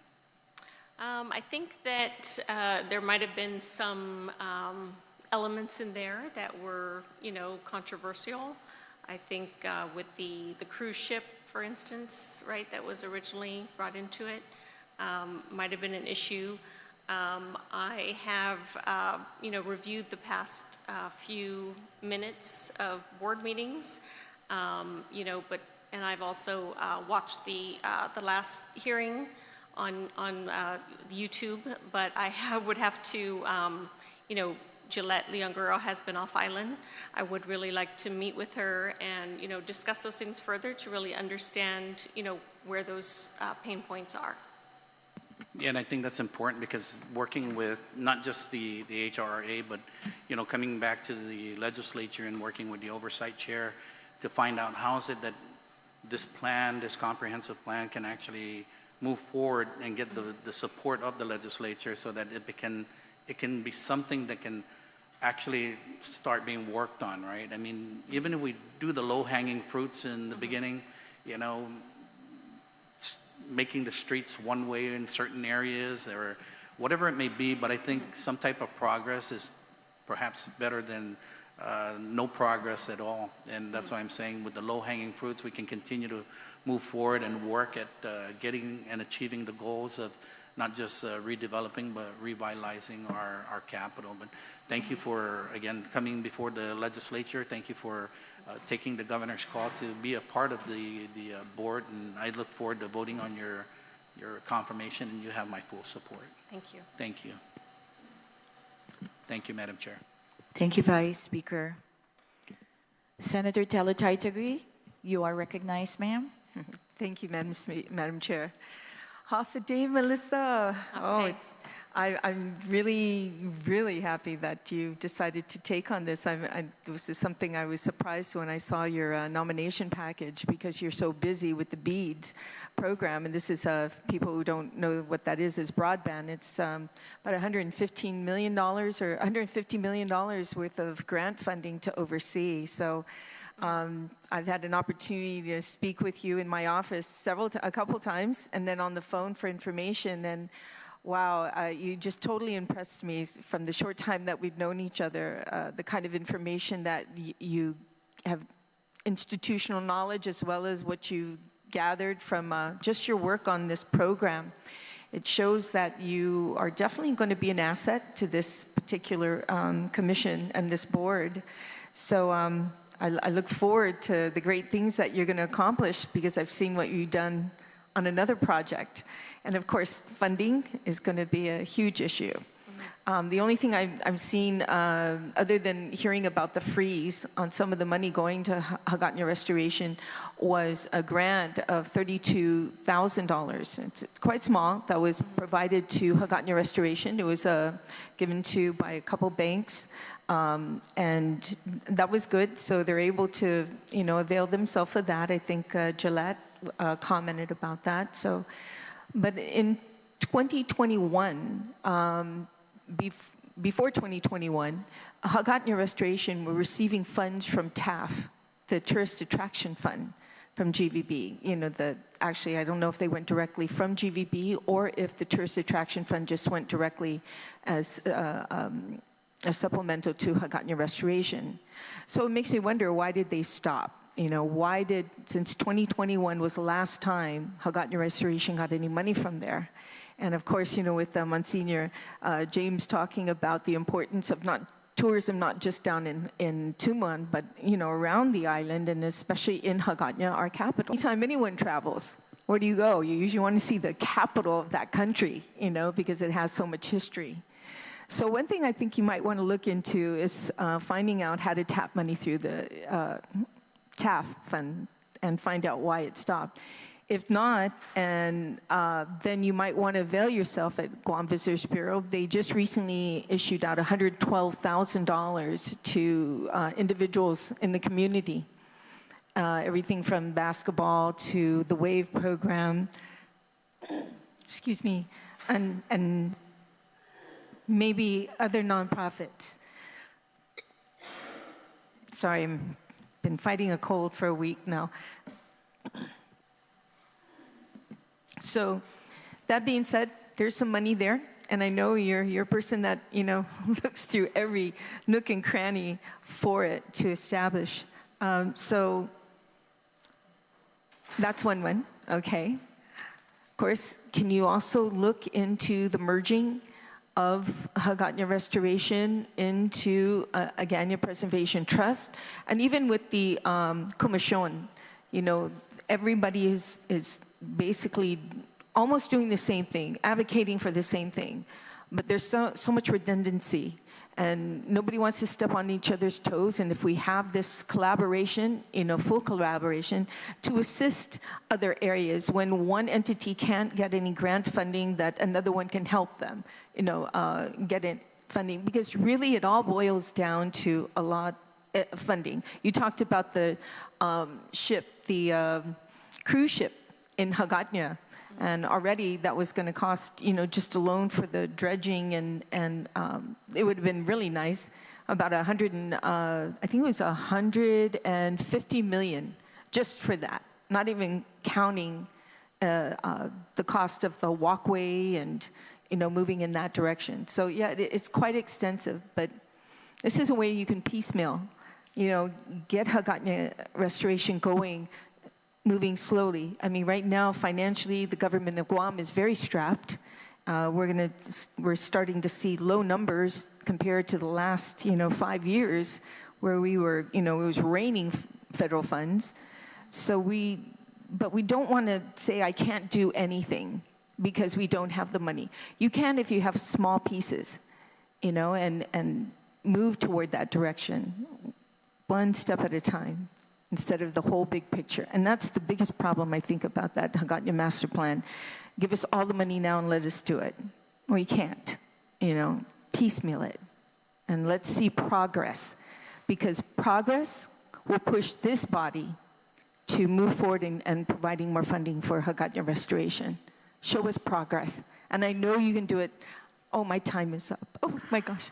Do you want to say something, please? Yeah, and then I'll just... We'll definitely look at funding sources, finding additional grant money. I know that they had discussed hot bond and some other things at the last meeting. So I'll definitely look into that if confirmed. Okay. Well, thank you again for stepping up. And of course, my door, as always, is open and welcome to anything that I can do to assist you, to help you out. And good luck to you. Thank you. Thank you. Senator Tello. Senator Vince Borja, you are now recognized, sir. Thank you, Madam Chair. I have no questions, but thank you again for accepting the call to serve on this board, and we look forward to your nomination in the coming session. Thank you. Thank you. Thank you, Senator Borja. Senator Sean Gumatautau, you are recognized, sir. Thank you, Madam Chair. And it seems that the Guam Cable TV and KOM alumni that are around these parts continue to grow with each passing day. So first off, I just want to say, stepping forward and serving, it's like no secret. You were asked by a former governor to serve, a second governor asked you, and now you're being asked to do something completely different. So kudos to you, Melissa, for that. I only have a few questions. It's very similar to what I asked the Monsignor, but when you think about the top priority for the board today, what do you think that, and can you share with us what that is for you? Well, I think definitely one of the top priorities would be to get the funding that's needed to, do the different activities that we need to do, because without that funding, that's probably not going to happen. So I would probably be the top priority there. And when we think of limited funds, I even mentioned it to the Monsignor, I mean, he offered a great, example when he mentioned his engagement with the Spanish government. Now, I know most of the activists would think that's crazy to ask the Spanish government to come in to Guam and support projects. I'm not of that opinion that we should kind of, close off that part of the heritage of our island, because it is an important part of it. Secondly, I know that there's limited funding across the federal government today. I know we've seen closures in places that could have been a lot more helpful to the entirety of the Hagåtña restoration project. But when we think of that, in your experience, there's got to be other sources. Can you think of maybe one or two that you can offer up to the committee today? I know these are not hard, firm offers, but from your experience, what do you think we could perhaps bring into the board and to Hagåtña? For additional funding. So I think definitely, public-private partnerships, trying to get more businesses involved, through the promotion of possibly, as I discussed earlier, the Heritage Walking Trail, different things that we can promote to potentially raise money for cleaning up Hagåtña, right? Graffiti, like you said, getting the small things done first. So I think definitely public-private partnerships is a good way to do that. There are still grants out there that are available. There's private grants as well as government grants. So it's definitely something that, I would be happy also to assist in looking for those opportunities, and even assisting with the submission of the grant. It's something that I've done before. So there's a bunch of different things that we could look at like that. As a person who's worked at Adelut too, I think there's sometimes when and I'm not trying, because I know we have Monsignor here, but it's more of, we got to be a little bit more firm when it comes to the work of our commissions. I mean, time is not, we don't have time on our side. And you've been up there. Do you think that the harder nudge may be necessary in your role to be able to get some of these things done? Because sometimes, as the Vice Speaker mentioned, progress is better than no progress. Do you think that might help from your perch? Can you, what is the Basically, I'm trying to say, I'm not saying figure wag, but I'm saying, can you be a little bit more authoritarian on that board to maybe push some of these things through? Being a little bit more tougher, if you will. I know the Monsignor is going to bring prayer, but can you bring yes. the hammer, if you will, as the good senator just mentioned? Okay. Yes, he has God on his side, so I will, do my best to. Yes, I am very persistent. Government often moves a lot slower than I would like, and that most people would like, and I definitely would commit to being very firm, trying to get as many meetings with key people, and working with whatever it is, procurement or or DOA or whatever it takes to move forward. Working on, I don't know if there's any updates to laws that need to be made, but I would commit to doing that. Yeah, because I think, and those updates, you can definitely come here and get it. Because when you work for the Office of Infrastructure Policy and Development, when you're being brought to a board, I'm hoping that the board sees that there's a reason why you're being asked to be there. And I'm hoping, with prayer, that we can move forward and at least try to do something different. I know, I mean, and as Senator Titagui mentioned earlier, there's been a lot of funding that's been pumped that way. But it's 2025. Either we go forward or it's time to do something drastically different, or we just has to go away. But anyhow, I do support your nomination, Melissa, and again, thank you again for your service to the people of Guam, once again. Thank you. Thank you, Sedus Masi, Senator Gumatao, and to the rest of my colleagues for the questions. I basically don't really have a lot of questions. I just have a few remarks. And like my excitement that I have expressed toward Monsignor's nomination, I'm also excited about your nomination. We only know each other in the surface from events, right? But hearing all these testimonies, it's almost like I already know you, and I really look forward to working with you. Because, truth be told, you mentioned things that are necessary in our current situation here in Guam. And you, being a persistent person, we're the same. I'm the same. And the one thing, or the two things that we really need on Guam right now are the two people that are here in the hearing room who has the persistence and prayers. So really, we need to work vigilantly.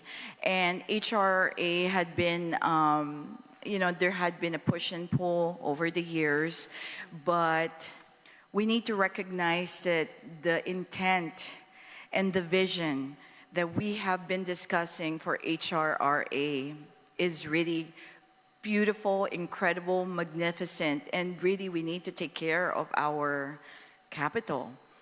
On that note, I would like to thank you, as well as when I thank Monsignor for accepting the nomination, and I look forward to your confirmation, because we need somebody like you who has experience and background and the persistence to go after those grants. And I love that you mentioned about private partnerships. We should also consider BOTs, you know, with our partnerships where we bring in investors here to build, operate, and transfer. Those are incredible models for us, Guam, to explore. At the same time, you mentioned, and you know, the expertise, not just yourself, but the other people who testified for you. You mentioned about going after the grants. And we're in the same page, because I'm constantly looking for private, you know, grants that are really out there, and there's a number of them out there in different angles or areas, not just arts, culture, preservation, because these are really, I'm worried as the oversight chair, because these are the parts that are easily cut. Now, the fundings are really being pulled back for these areas. And I would love to work with somebody like you who can be creatively persistent in finding options and opportunities that we can bring in over back here to our island. On that note, good luck. Good luck to you, Ms. Bettis, and Thank you. Also to Monsignor, of course. Thank you so much.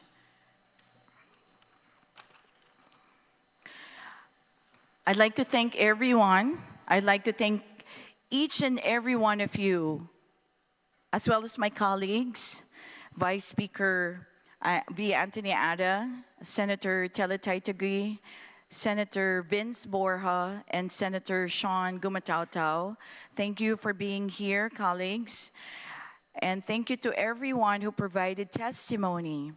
The committee will continue to receive testimonies for 10 business days from today's hearing. Testimony shall be addressed to Senator Shelly V. Calvo and may be hand-delivered to the Guam Legislature mailing room at the Guam Congress Building or submitted electronically to the committee at Office of Senator Shelly Calvo at guamlegislature.gov. We will take a short 3-minute recess and return for the next item on the agenda, which will be Bill number 139-38 COR.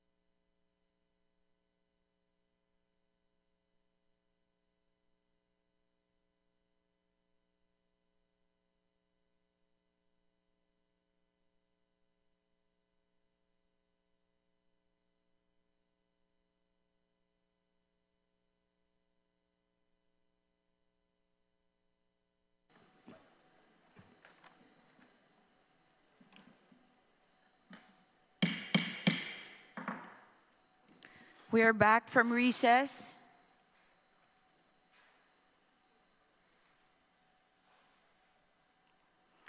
I would like to thank my colleagues and everyone who are joining us this morning. Just a friendly reminder that all rules of engagement will still stand during this proceedings.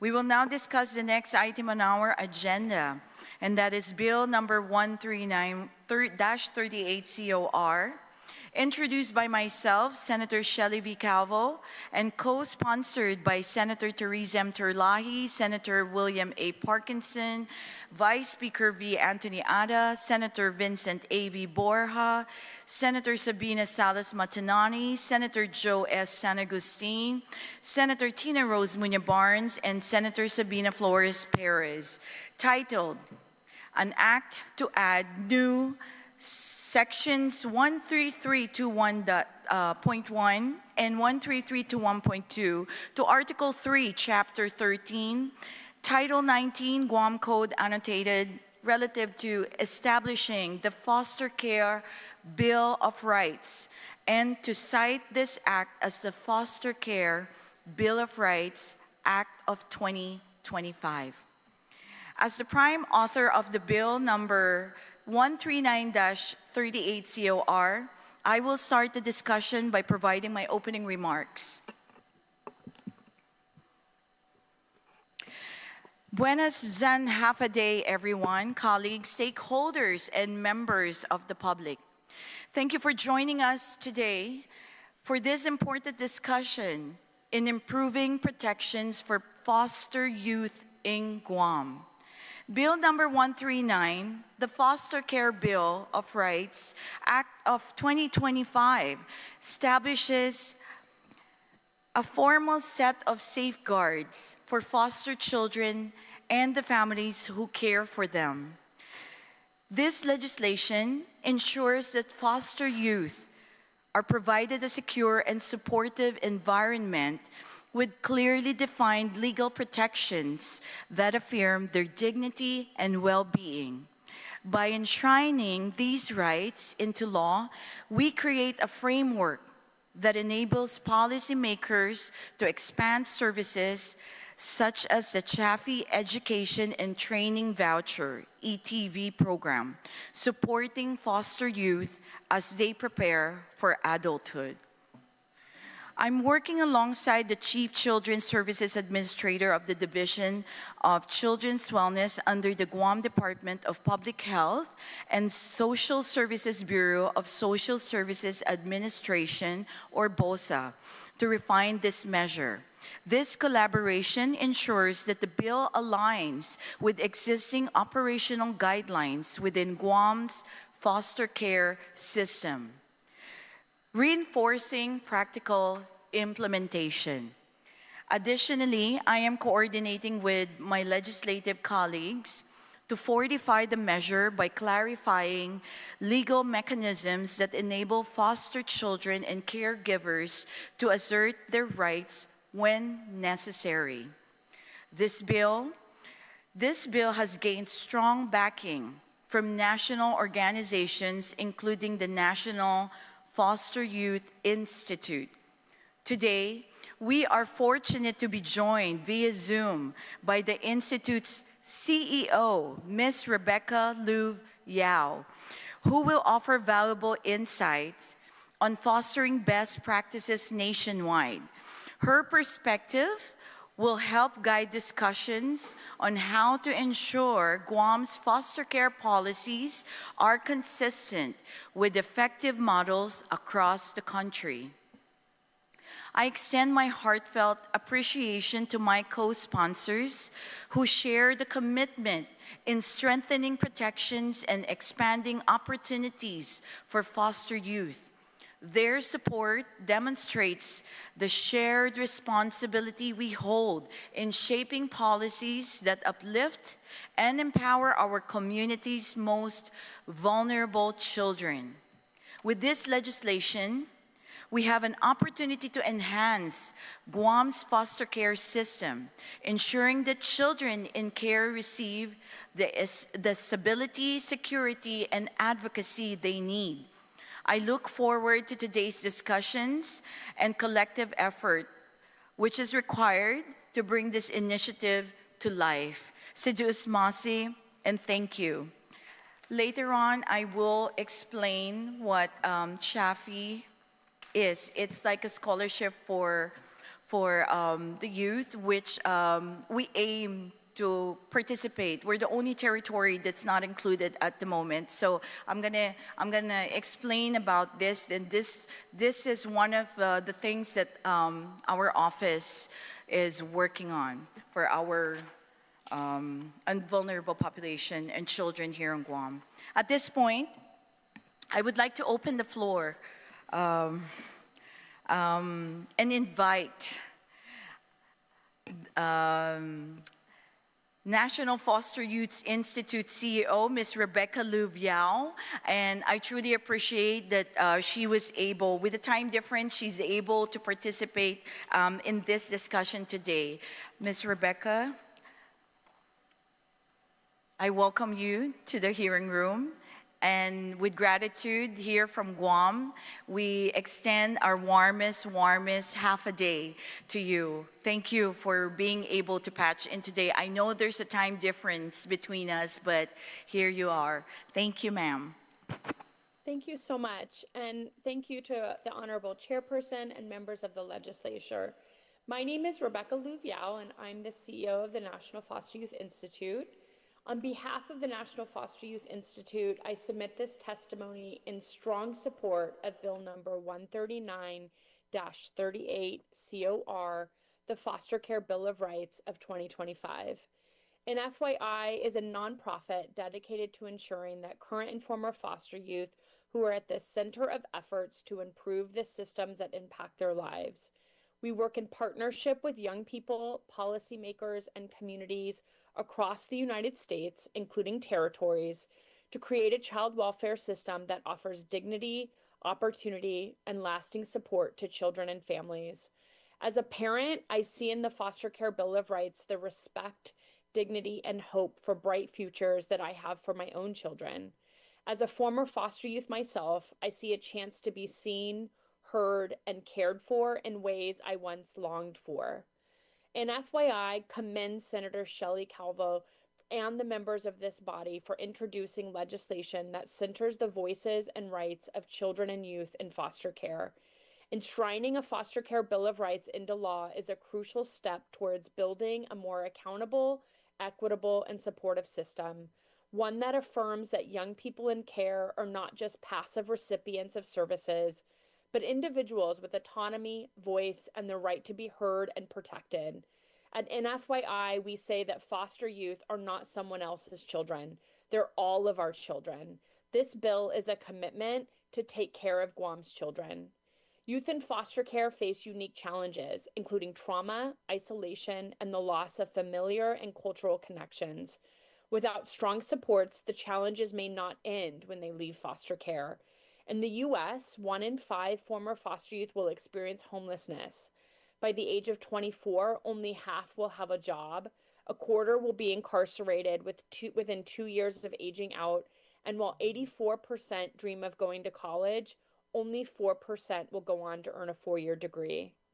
The rate of foster youth who experience PTSD is double that of war veterans.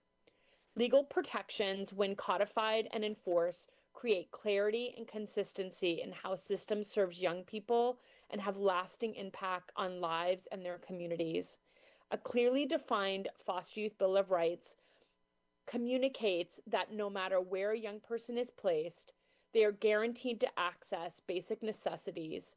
Through research from experts and listening sessions with young adults, we have found to achieve better long-term outcomes for young adults as they transition out of care. It's crucial to provide foster youth with the right to be safe and free from abuse, access to quality education, consistent and equitable access to physical and mental health services, the ability to participate in their own case planning, the right to visit with family and maintain community connections, respect for their cultural identity, language, and sexual orientation or gender identity. Codifying rights must go hand in hand with building support systems that help you thrive. This is where local governments and communities come in.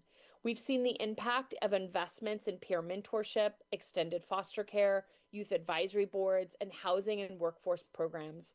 These supports improve permanency outcomes, reduce homelessness and justice system involvement, increase high school graduation and post-secondary enrollment, and help young adults build connections and communities.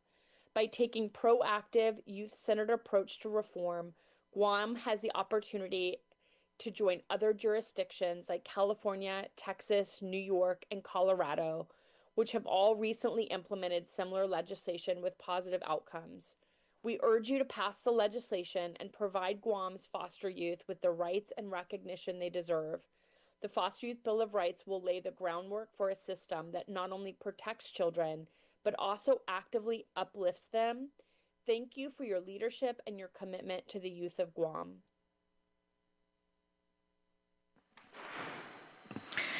Thank you. That is National Foster Youth Initiative CEO, Ms. Rebecca Lu Viao, who's in Washington, D.C. currently at the moment via Zoom. She's remotely, and I appreciate that she took the time to be with us today. Ms. Rebecca, I have a number of questions for you, if I may. Of course.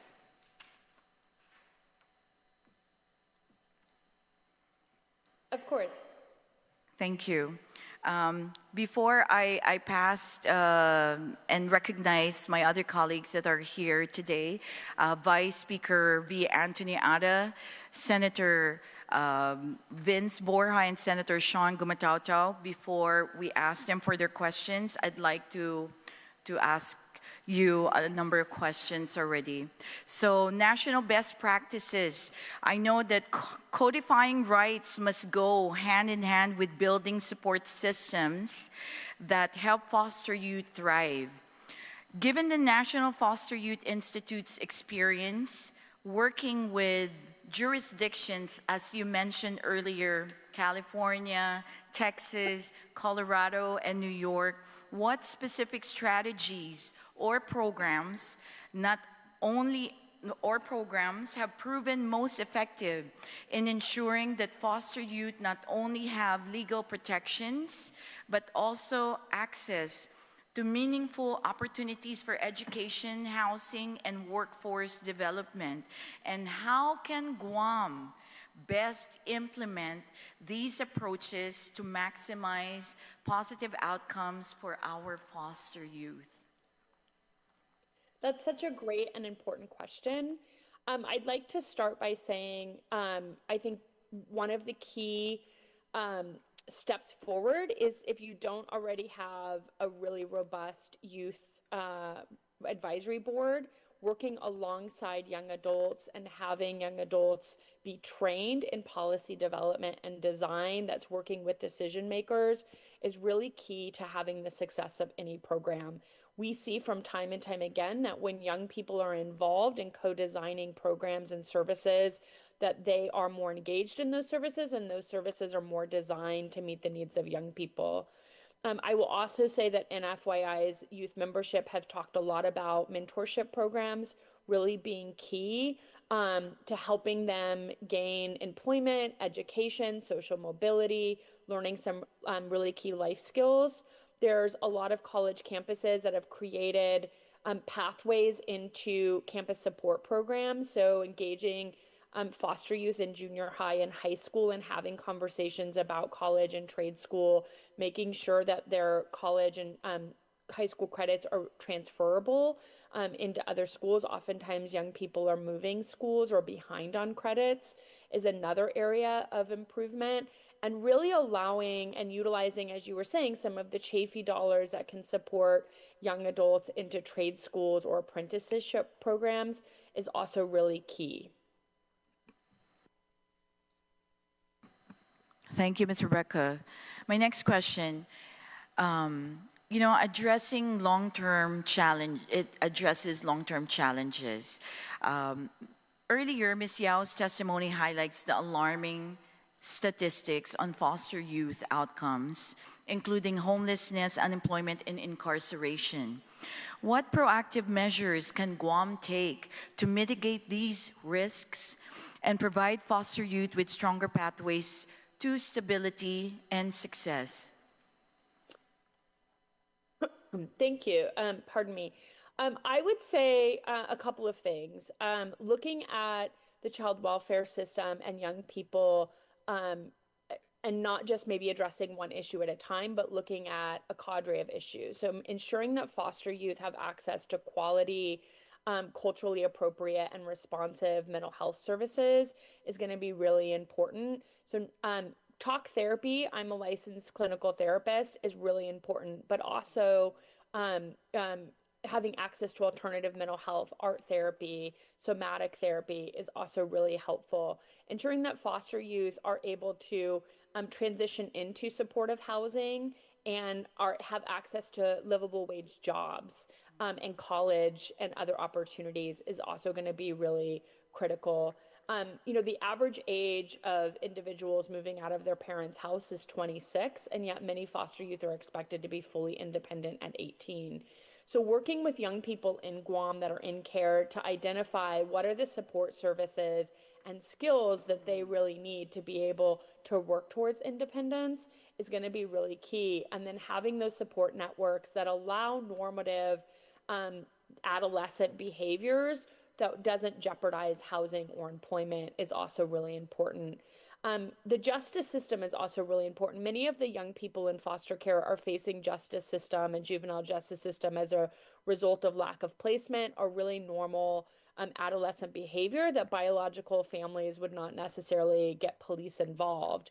So some of the things our young people have talked about is training and working closely with police units to really train them about working with young people, particularly foster youth, having social workers rather than police dispatched when foster homes or group homes are in need of support to deal with crisis work as well. And I would say starting really young at allowing young people to learn independent living skills in normative ways that other young people, so being able to get a job at 16 if they want, learning how to cook and clean and do the things, money management that a lot of parents are teaching their children, as opposed to just going to a class and getting a booklet that doesn't really connect to their everyday life.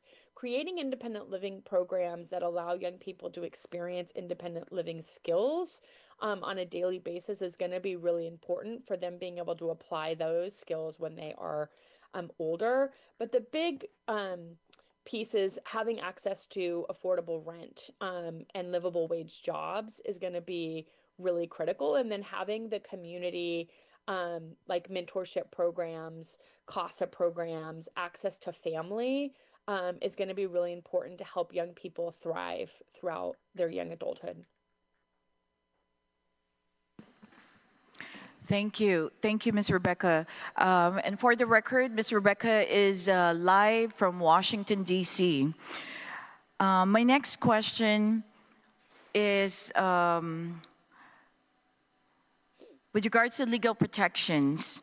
You know, legal protections are most effective when they are enforceable. So how do we strengthen enforcement mechanisms? What recommendations do you have for ensuring that foster youth and caregivers can effectively exercise their rights under this bill? Are there enforcement models from other jurisdictions that Guam should consider?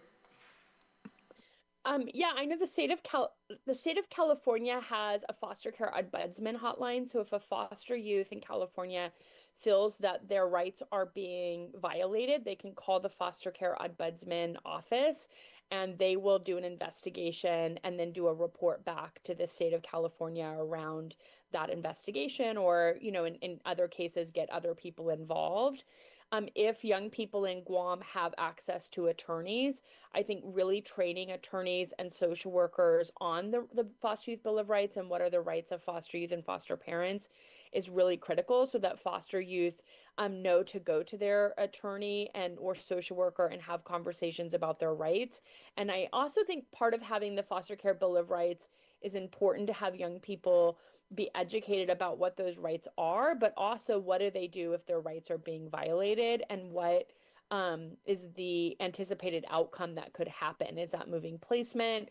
Is that maybe having the foster parents receive family counseling? Like, what are some options so that young people are really aware of what happens if they come forward? Particularly for young people living with families, sometimes coming forward when their rights are being violated, they can feel like they're betraying their family. But if they're more educated around what will happen and how that family could possibly be supported without a placement disruption, you're more likely to see young people come forward when their rights are violated.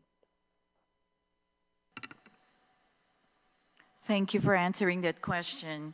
My next question involves community and government collaboration. Ms. Yao's testimony earlier emphasized the importance of local governments and communities in building support system for foster youth.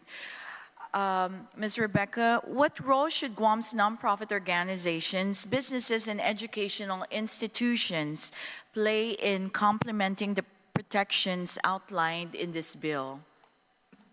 I mean, they're the implementers of the bill, I think, right? So it's really critical that they're aware of it, that they're making sure that foster youth themselves know about it, and that, again, they know how to access their rights and where to go if their rights are being violated.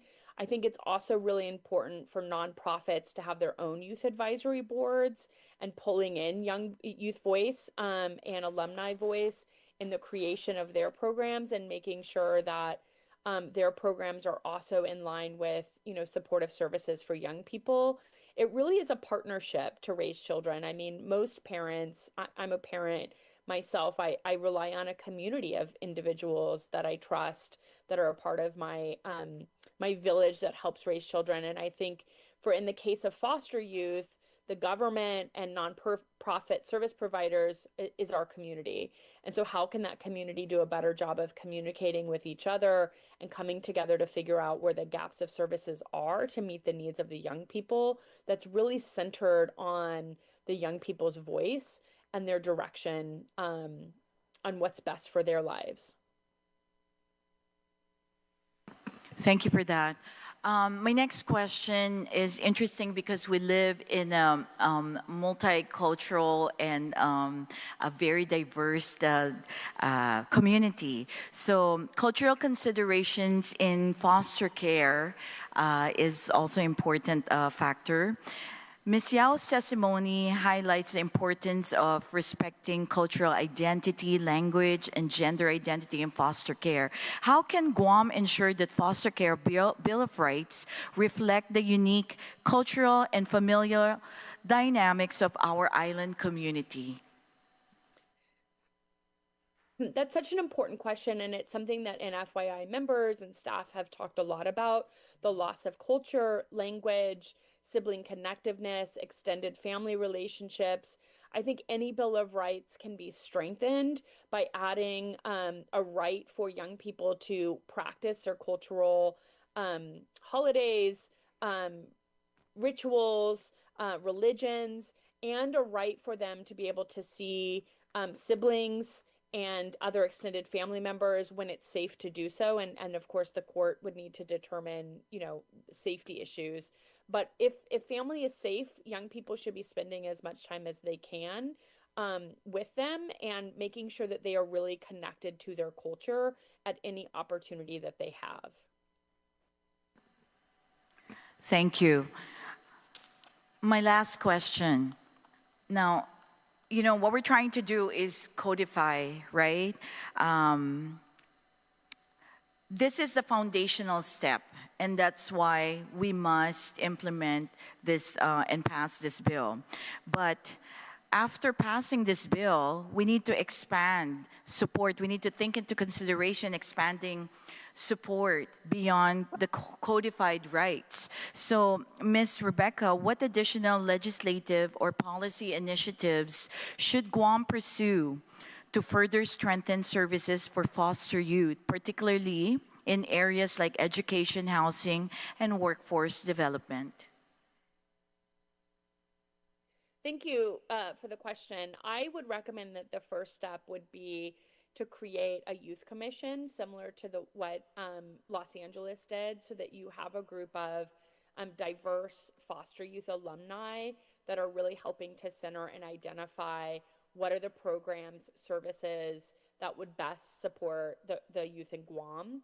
I'm not sure if you guys have extended foster care, but I think that's another great step of extending foster care to the age of 21, so that when young people turn 18, they continue to have a social worker and services and the court to look in and make sure that they have what they need. Workforce development programs and access to quality education that can help lead into higher education or apprenticeships is another great next step as well. So access to tutoring that meets the needs of the young people, and making sure that young people are in classes that are really there to help them reach their educational and career goals. Thank you so much, Ms. Rebecca. I know that we have time difference and it's late on your side, but I would still invite you to stick around if you can still join us. But at this time, I will open the door or the floor to my colleagues for any questions for Ms. Yao or any comments that they might have. Colleagues, please be mindful of the 5 minutes allotted to you for discussion and questions for the current agenda item. I would like to recognize our Vice Speaker and Vice Chair for the committee, who apparently step away for a moment. So I will recognize Senator Sean Gumatautau. Senator Sean is actually oversight for safety, so it's important, and I'm very glad that he's actually here today. Thank you, Madam Chair, and thank you, Rebecca, for your testimony today. I just wanted to ask you if you could share with us here. We are well aware of the states that do have foster children Bill of Rights policy and foster parent Bill of Rights policy, but are you also tracking any other I guess, pieces of legislation that are trying to accomplish what we're doing here in Guam? Do you mean other states that have a foster care Bill of Rights, or other states that are looking at foster youth? Yes, actually, which are there other states that are currently today doing something very similar to what we're doing here in the U.S. territory? Well, I know that California, Texas, New York, and Colorado all have foster care Bill of Rights that are implemented, and young people know about them. Social workers have to review the Bill of Rights with them on a regular basis. I can follow up with you and find out if there are any other states that are drafting Bill of Rights for foster youth and get that information over to you tomorrow. Well, or later today for you. Yeah, so thank you so much, and yes, for the committee, it would be very helpful. Thank you so much, and that's my only question. Thank you, Madam Chair. Senator Sean Gumatautau.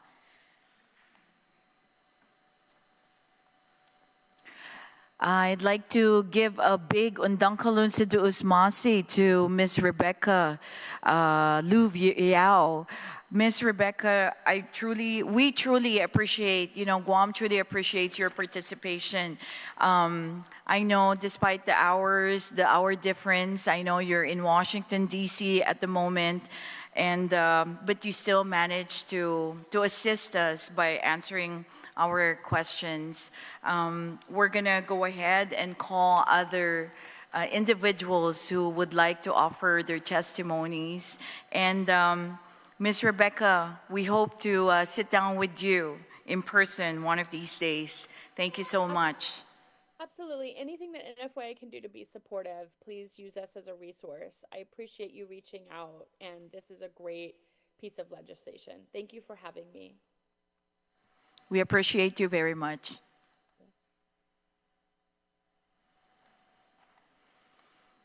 At this point, we are opening the floor to individuals who have testimony. We're going to start with Attorney Carol.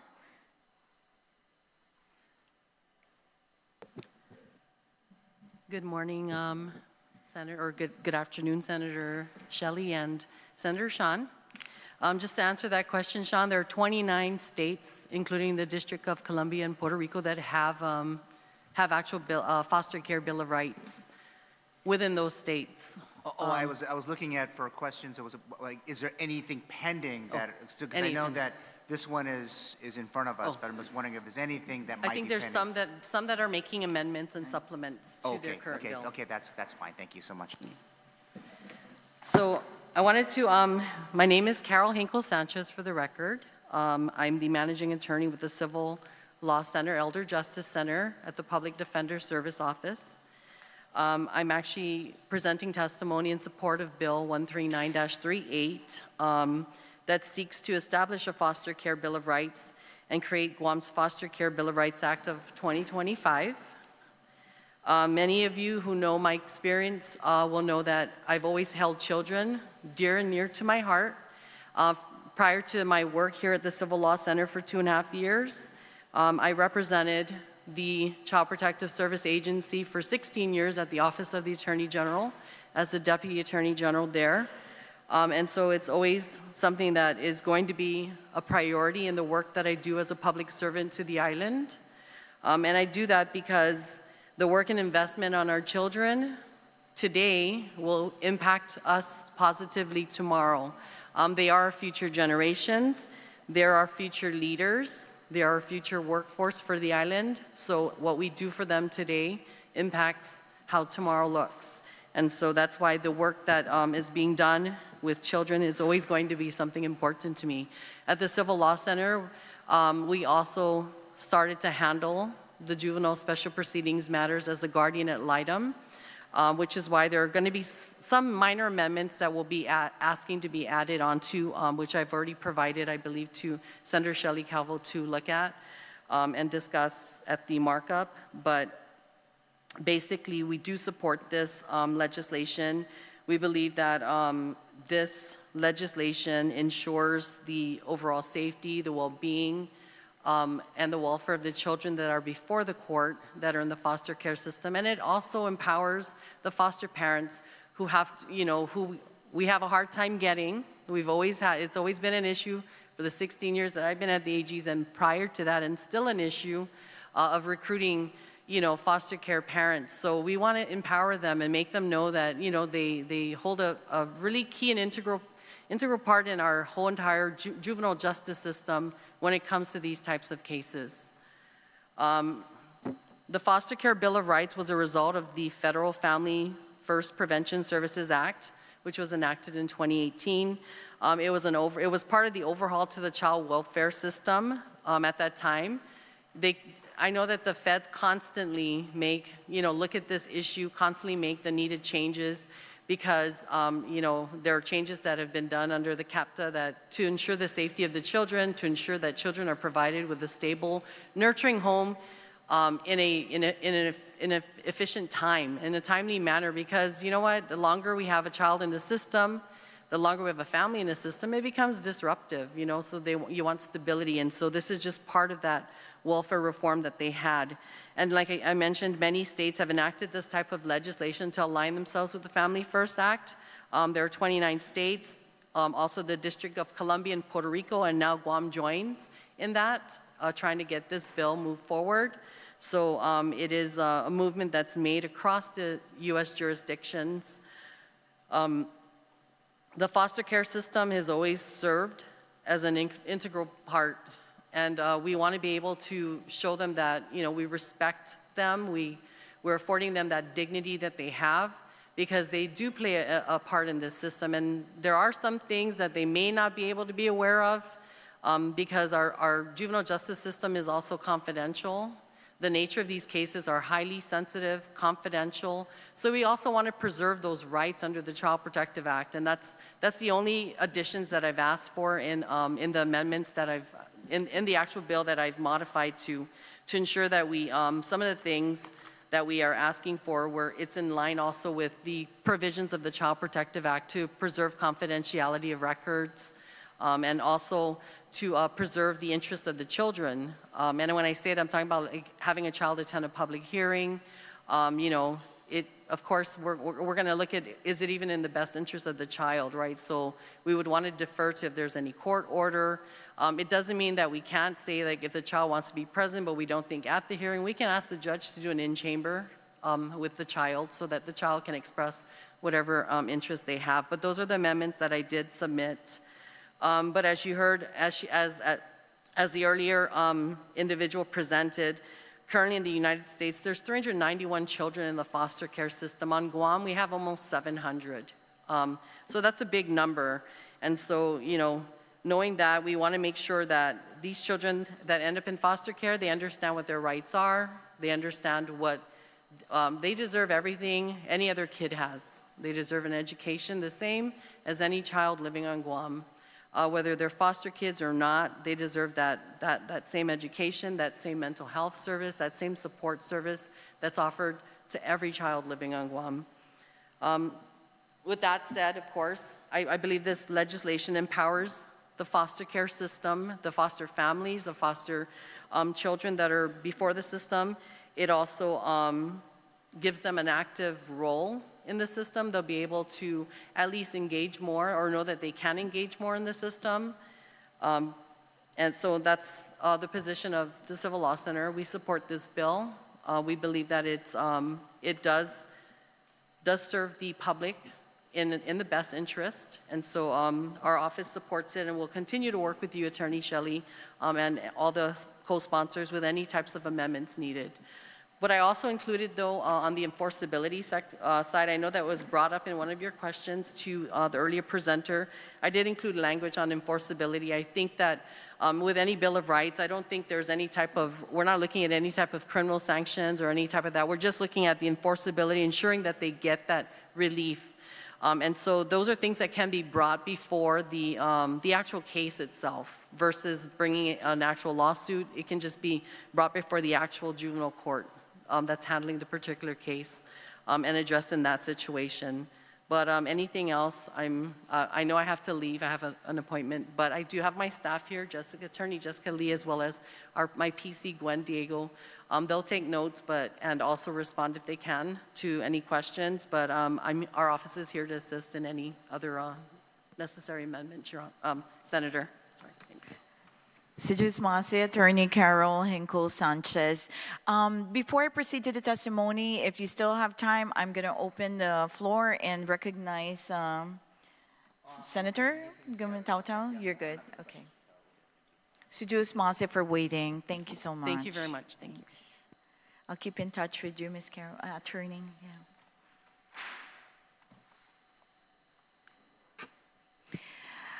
For our next testimony, I'd like to recognize Director Therese Ariola.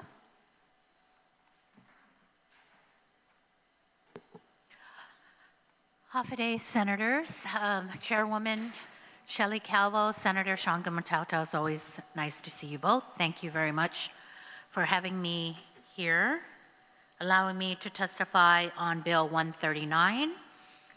My name is Teresa Ariola, for the record, the Director of Department of Public Health and Social Services. Thank you for the opportunity again to speak on Bill 139, an act to add new subsection 13321.1 and 13321.2 to Article 3, Chapter 13, Title 19, Guam Code Annotated, relative to establishing the Foster Care Bill of Rights, and to cite this act as the Foster Care Bill of Rights Act of 2025. The Department of Public Health and Social Services, Division of Children's Wellness Bureau and the Bureau of Social Services Administration, BOSA, commonly known as BOSA, supports the legislative intent of Bill number 139-38. We recognize the establishment of Foster Care Bill of Rights is a critical and necessary step toward reinforcing and safeguarding the rights, well-being, dignity of both children in foster care and their resource parents.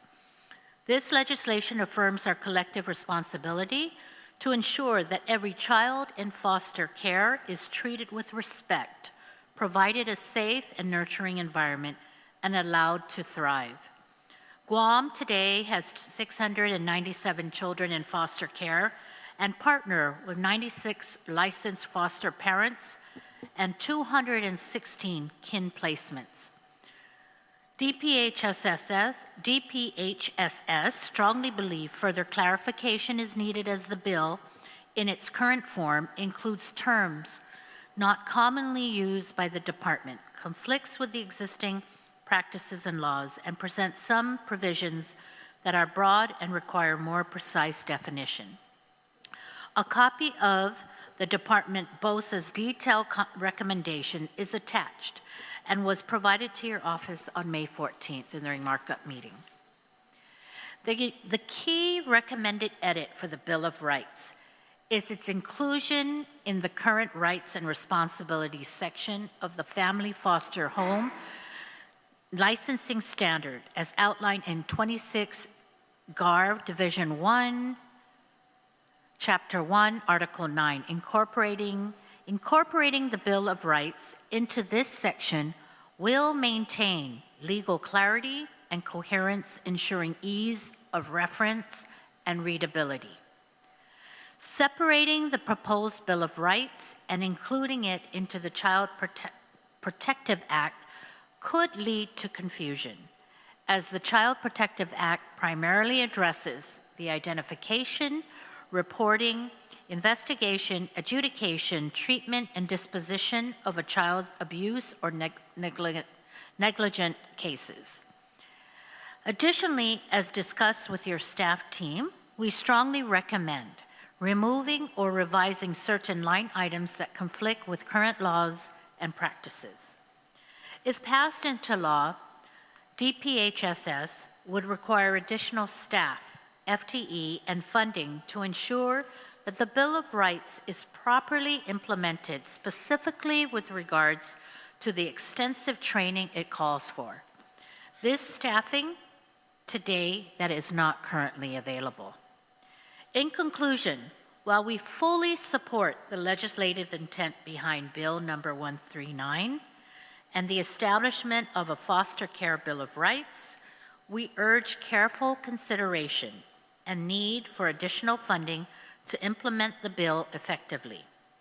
Addressing the concerns outlined, particularly in terms of clarity, consistency with current practices, and funding, will ensure that the bill can be successfully enacted and truly benefit children in foster care and their resource parents. We look forward to continuing our collaboration with your office, Senator Calvo, to finalize the necessary edits and ensure that the bill aligns with BOSA's mission, which is to provide quality protective services to children and strengthen their families. Siduas Maasi, and thank you for the opportunity to provide testimony on Bill 139, respectfully submitted by myself. Thank you so much. Thank you so much, Director Therese. And as usual, we are going to sit down just like with the other bill. And I always enjoy working with you. So I know that you always try to find ways, to help fortify and strengthen bills and tighten bills, because you know that these bills that myself and my colleagues, we put out, their bills that actually are beneficial for our community. So I really look forward to our future engagement. But there are some items that we already rectified. Okay. Yes. So I'm happy to report that. As I mentioned, there is actually 8 pages of some suggested recommendations that the committee should review. We did and go I through appreciate that. the fact that you met with my team. Yes. On the 14th of May, and so it's good to hear that some of them already has been incorporated, probably in the final version that's going to go before the... And that's why we have the public hearing, because, there are no perfect bills, right? We continue with our best efforts to just tighten it to ensure that we offer the best of the best to our community.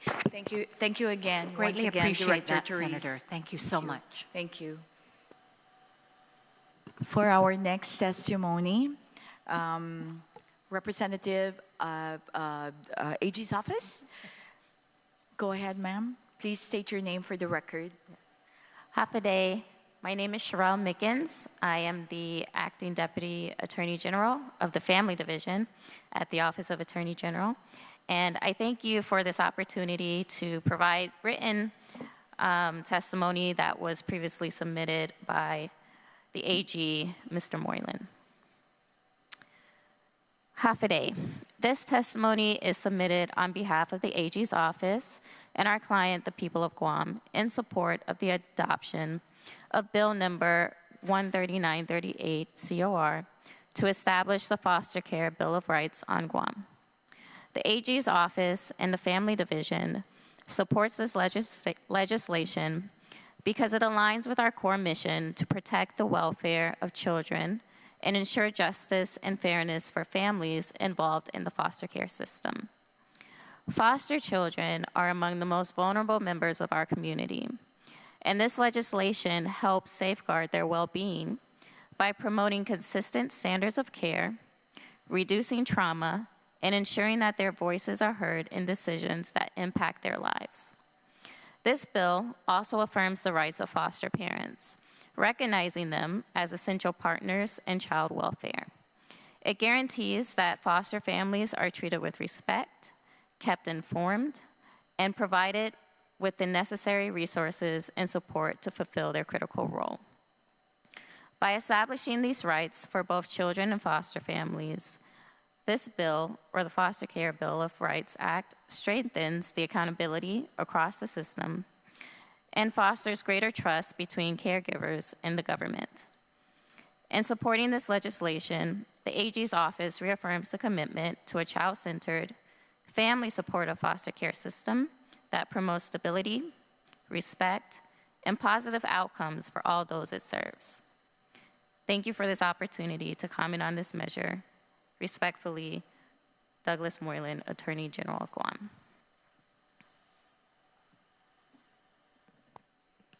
Thank you so much. Appreciate your support. Thank you.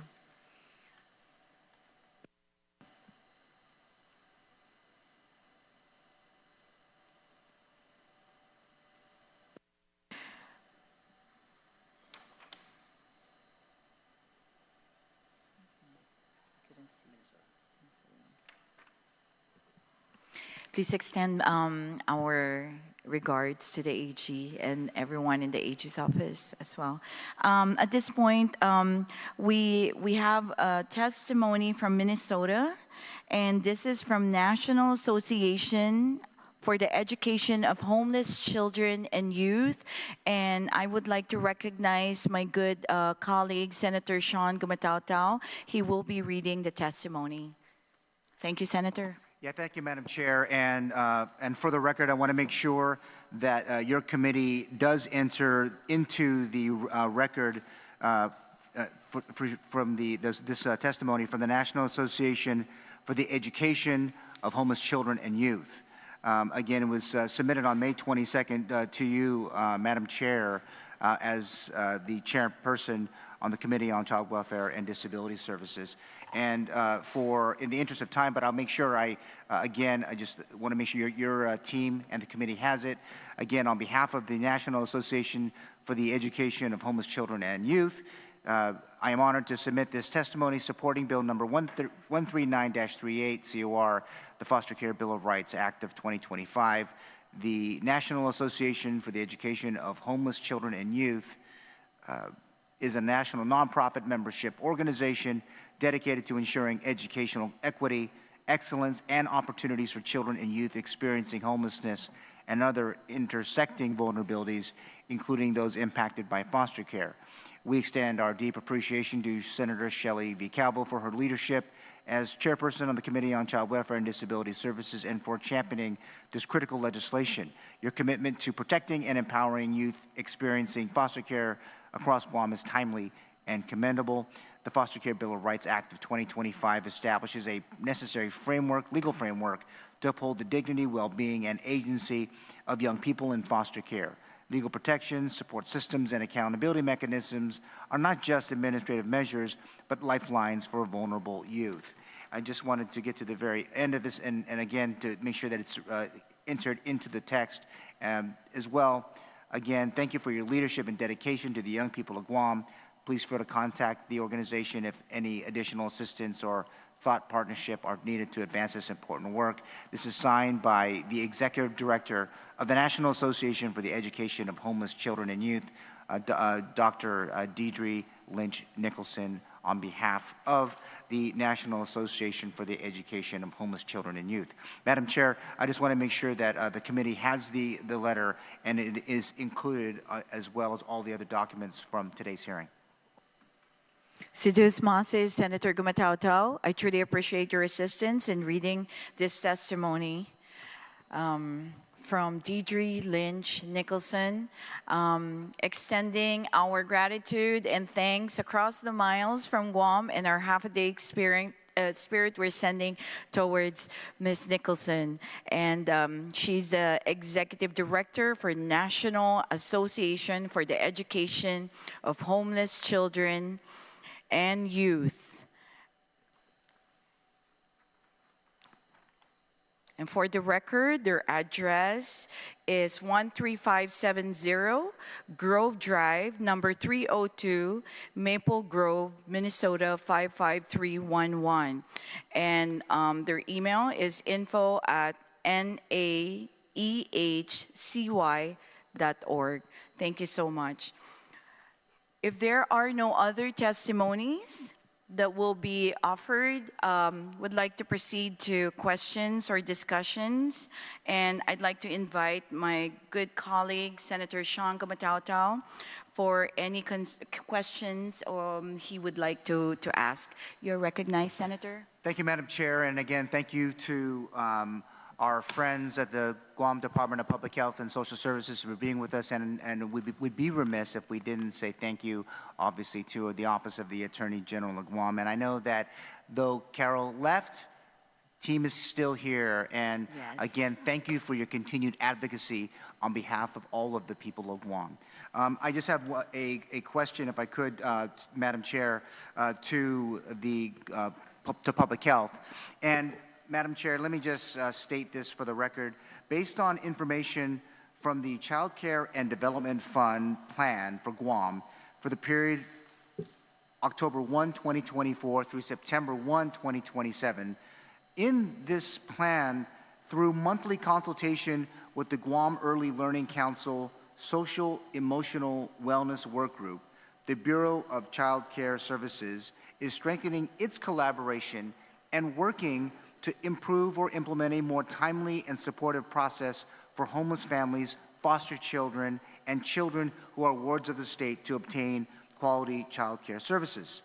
DPHSS has a memorandum of agreement with the Guam Behavioral Health and Wellness Center in order to launch the Empowering Families Initiative, which is an assortment of programs including a 24/7 response team offering in-home crisis management and post-crisis skill building sessions for up to 90 days, ensuring sustained family well-being, including the therapeutic foster care home-based program described as a sanctuary for children with behavioral health needs in the welfare system, and trained therapeutic foster caregivers paired with therapists to help ensure holistic care.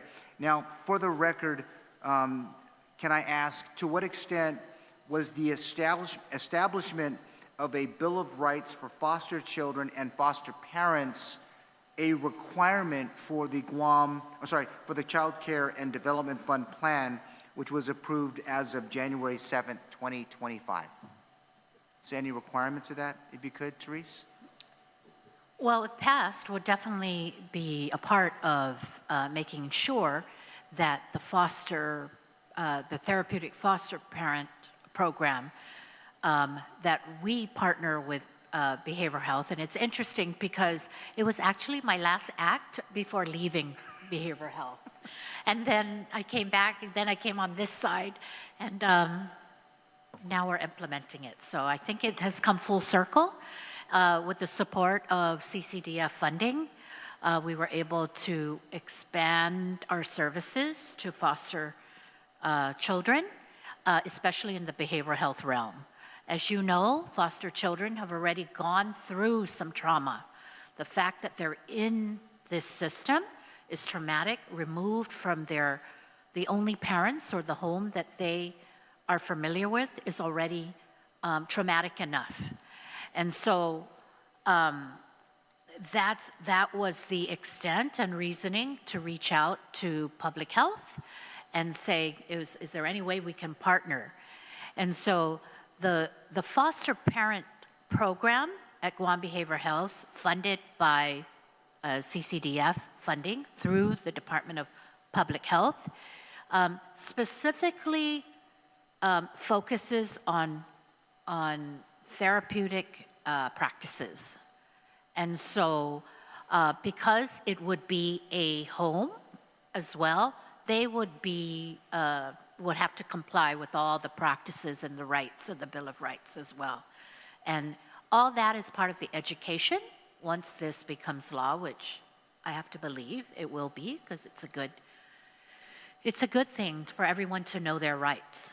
And so I hope I've answered that question. No, it did. Thank you so much, Therese. And can I just ask you, how exactly will public health help ensure that the rights of foster children are honored across agencies that are involved in providing medical, education, and legal services? And what additional resources, if any, do you believe that the Bureau of Child Care Services will require to support compliance monitoring? I know you mentioned it in your testimony that it is going to require some funding too.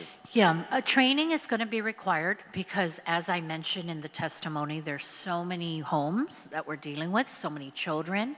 And so right now we don't have a compliance component, if you will, in BOSA. When the Bill of Rights is passed into law and becomes law, our responsibility is to educate all the immediate impacted stakeholders, right? And so we don't currently have staff that does training regarding these bills. So we would have to gather all the children, however way the configuration, and go through it one by one, making sure that they're informed, and then separately informing foster parents and kin parents of their rights. And so this is going to take a lot of training, if you will, or running down the Bill of Rights and making sure that both the child and the parent side is fully aware and what the impact is and what those safeguards are in the event that they don't feel like they're getting that kind of right properly administered to them. All right. No. we would have to build that training or that outreach component into what we currently do today. Okay. And I appreciate, because there's still, as we know, there's still much more work to be done, and I think you've pretty much encapsulated that in this short period of time. And I think as a policymaker, I do appreciate that input, especially. And I just want to make one comment, Madam Chair, and probably the most important one is I do appreciate the work of BOSA in coming ahead to the committee before and offering up its kind of pre-markup to the markup. I think that we need to see more of that across all of our agencies. And I just want to say kudos to BOSA for doing that for this particular measure. And I would also encourage the Office of the Attorney General. I know that we got some big brains at BOSA, but we would need probably the legal support, if you could, and of course our friends at at Carol's group, to be able to help offer to the committee the changes that were offered. And again, thank you to BOSA. Thank you, Therese. Thank you to the Attorney General. Madam Chair, thank you. That's all I have. But again, I'm really excited about the bill, but also the markup going into it. Thank you so much, Madam Chair. Thank you, Senator. Thank you. Thank you, Senator Gumatao. Appreciate your questions.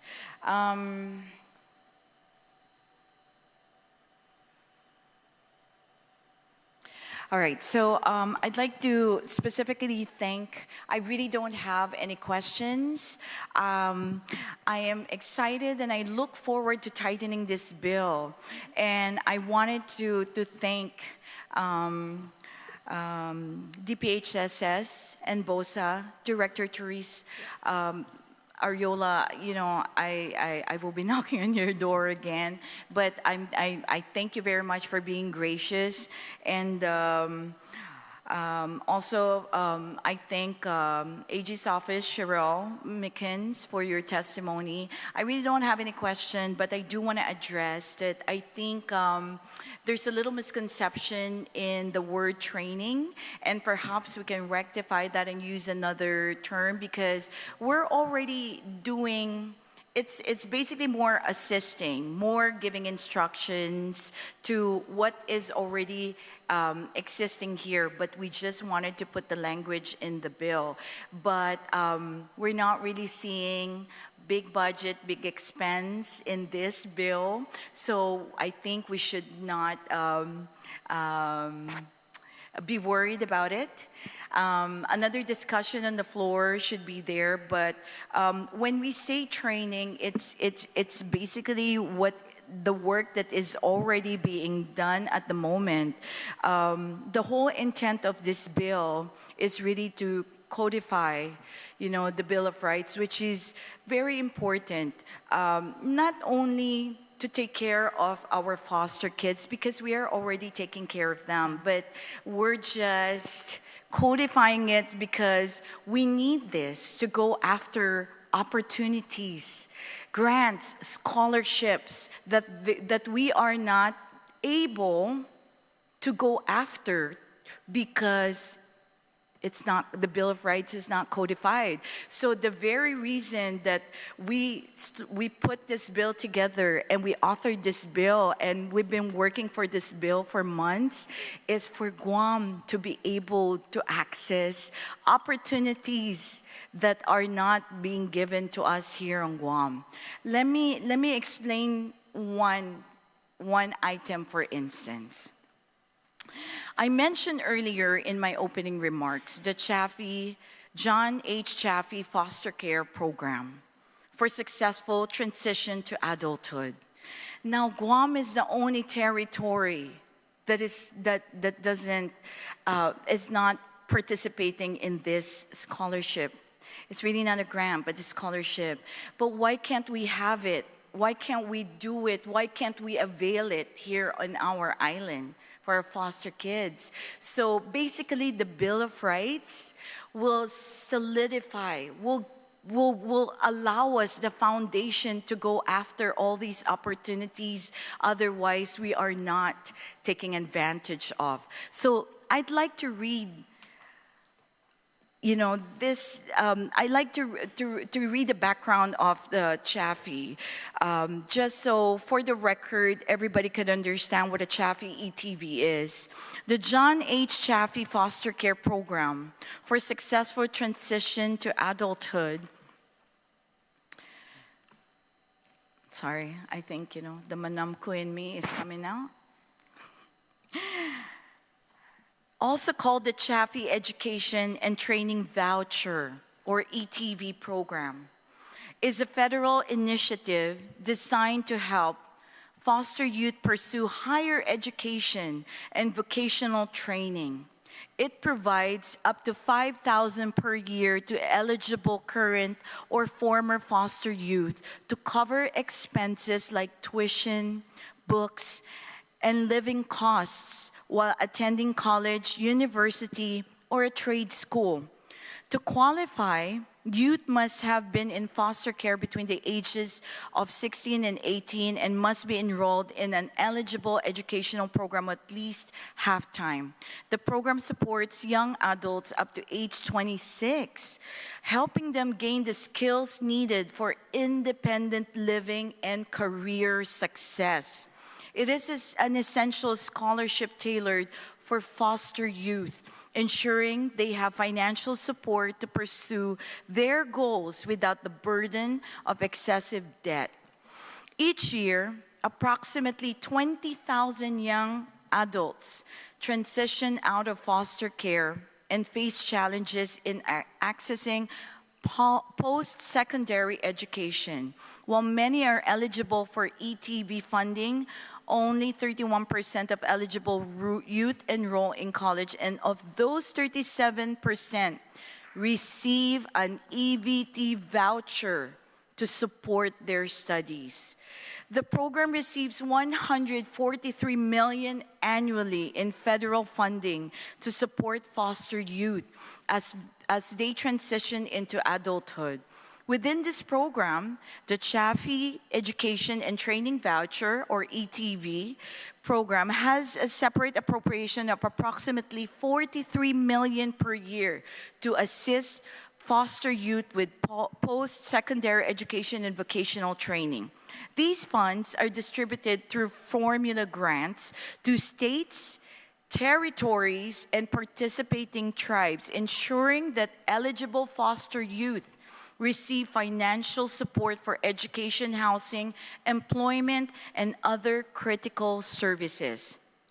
The program is named after John H. Chaffee, a former U.S. Senator from Rhode Island. Senator Chaffee was a strong advocate for child welfare and played a key role in shaping policies to support foster youth.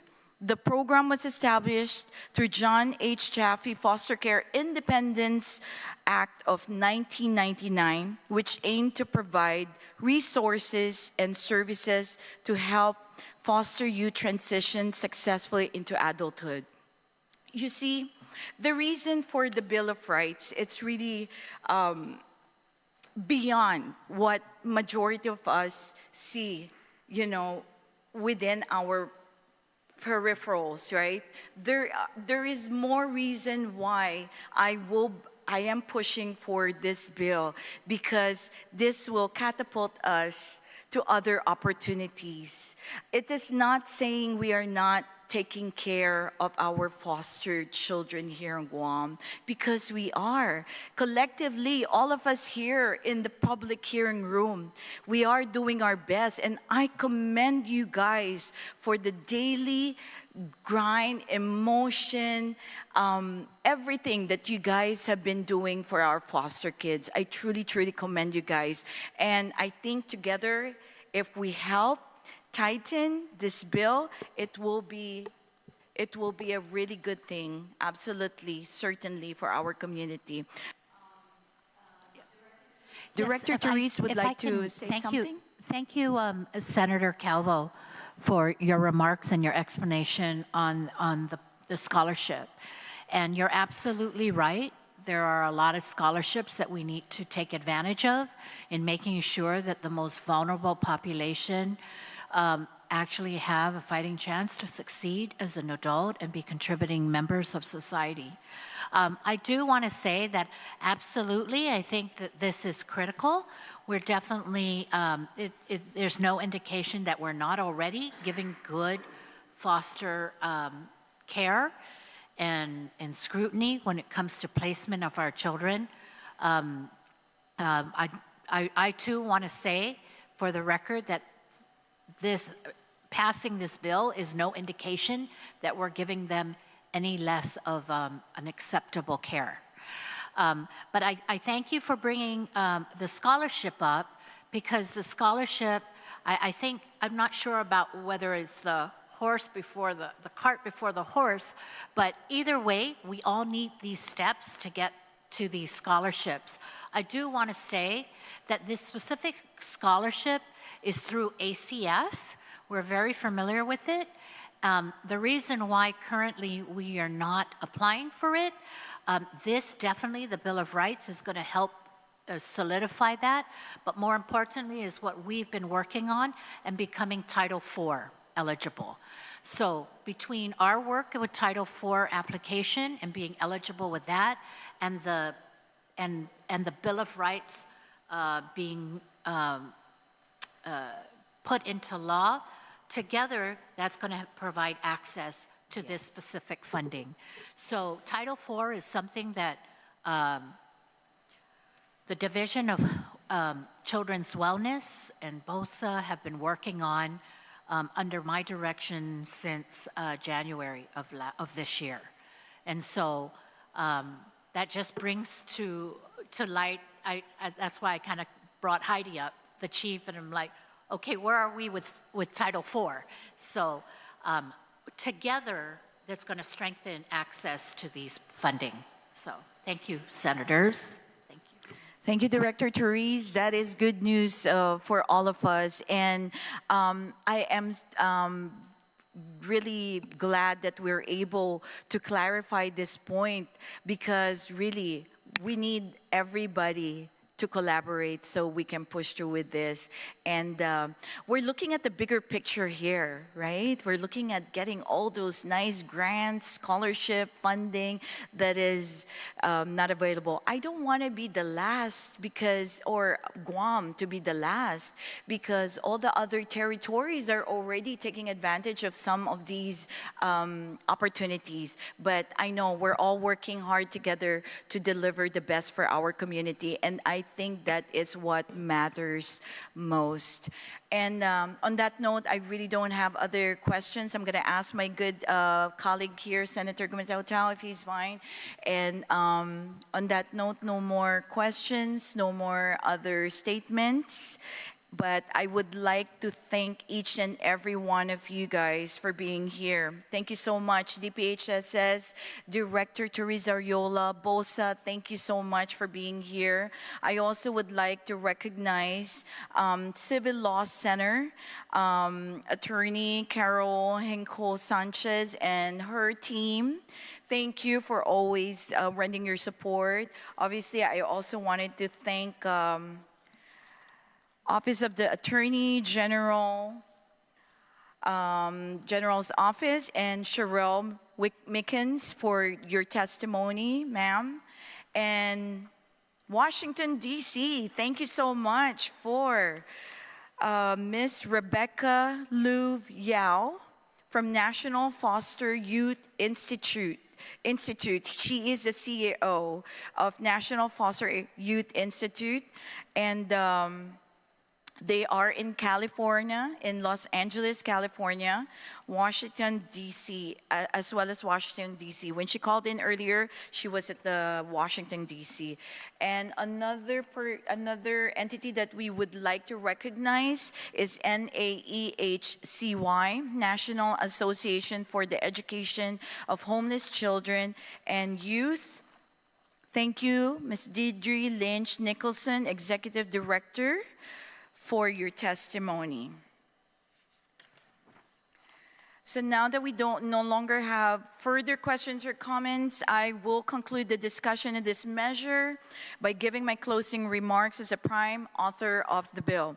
Thank you to everyone who joined us for today's hearing and shared their powerful testimony on Bill number 139-38COR, as well as I'd like to thank my colleagues who were here, most especially Senator Sean Gumatao, who stayed until the end, and the Foster Care Bill of Rights Act of 2025 is an important bill because this bill represents a meaningful step forward in our collective responsibility to protect and empower children in foster care. It enshrines the fundamental rights every child deserves: safe and stable housing, access to quality education, and protection from discrimination, abuse, and neglect. Let's not lose sight of those who are willing to lend a hand when these kids need it the most.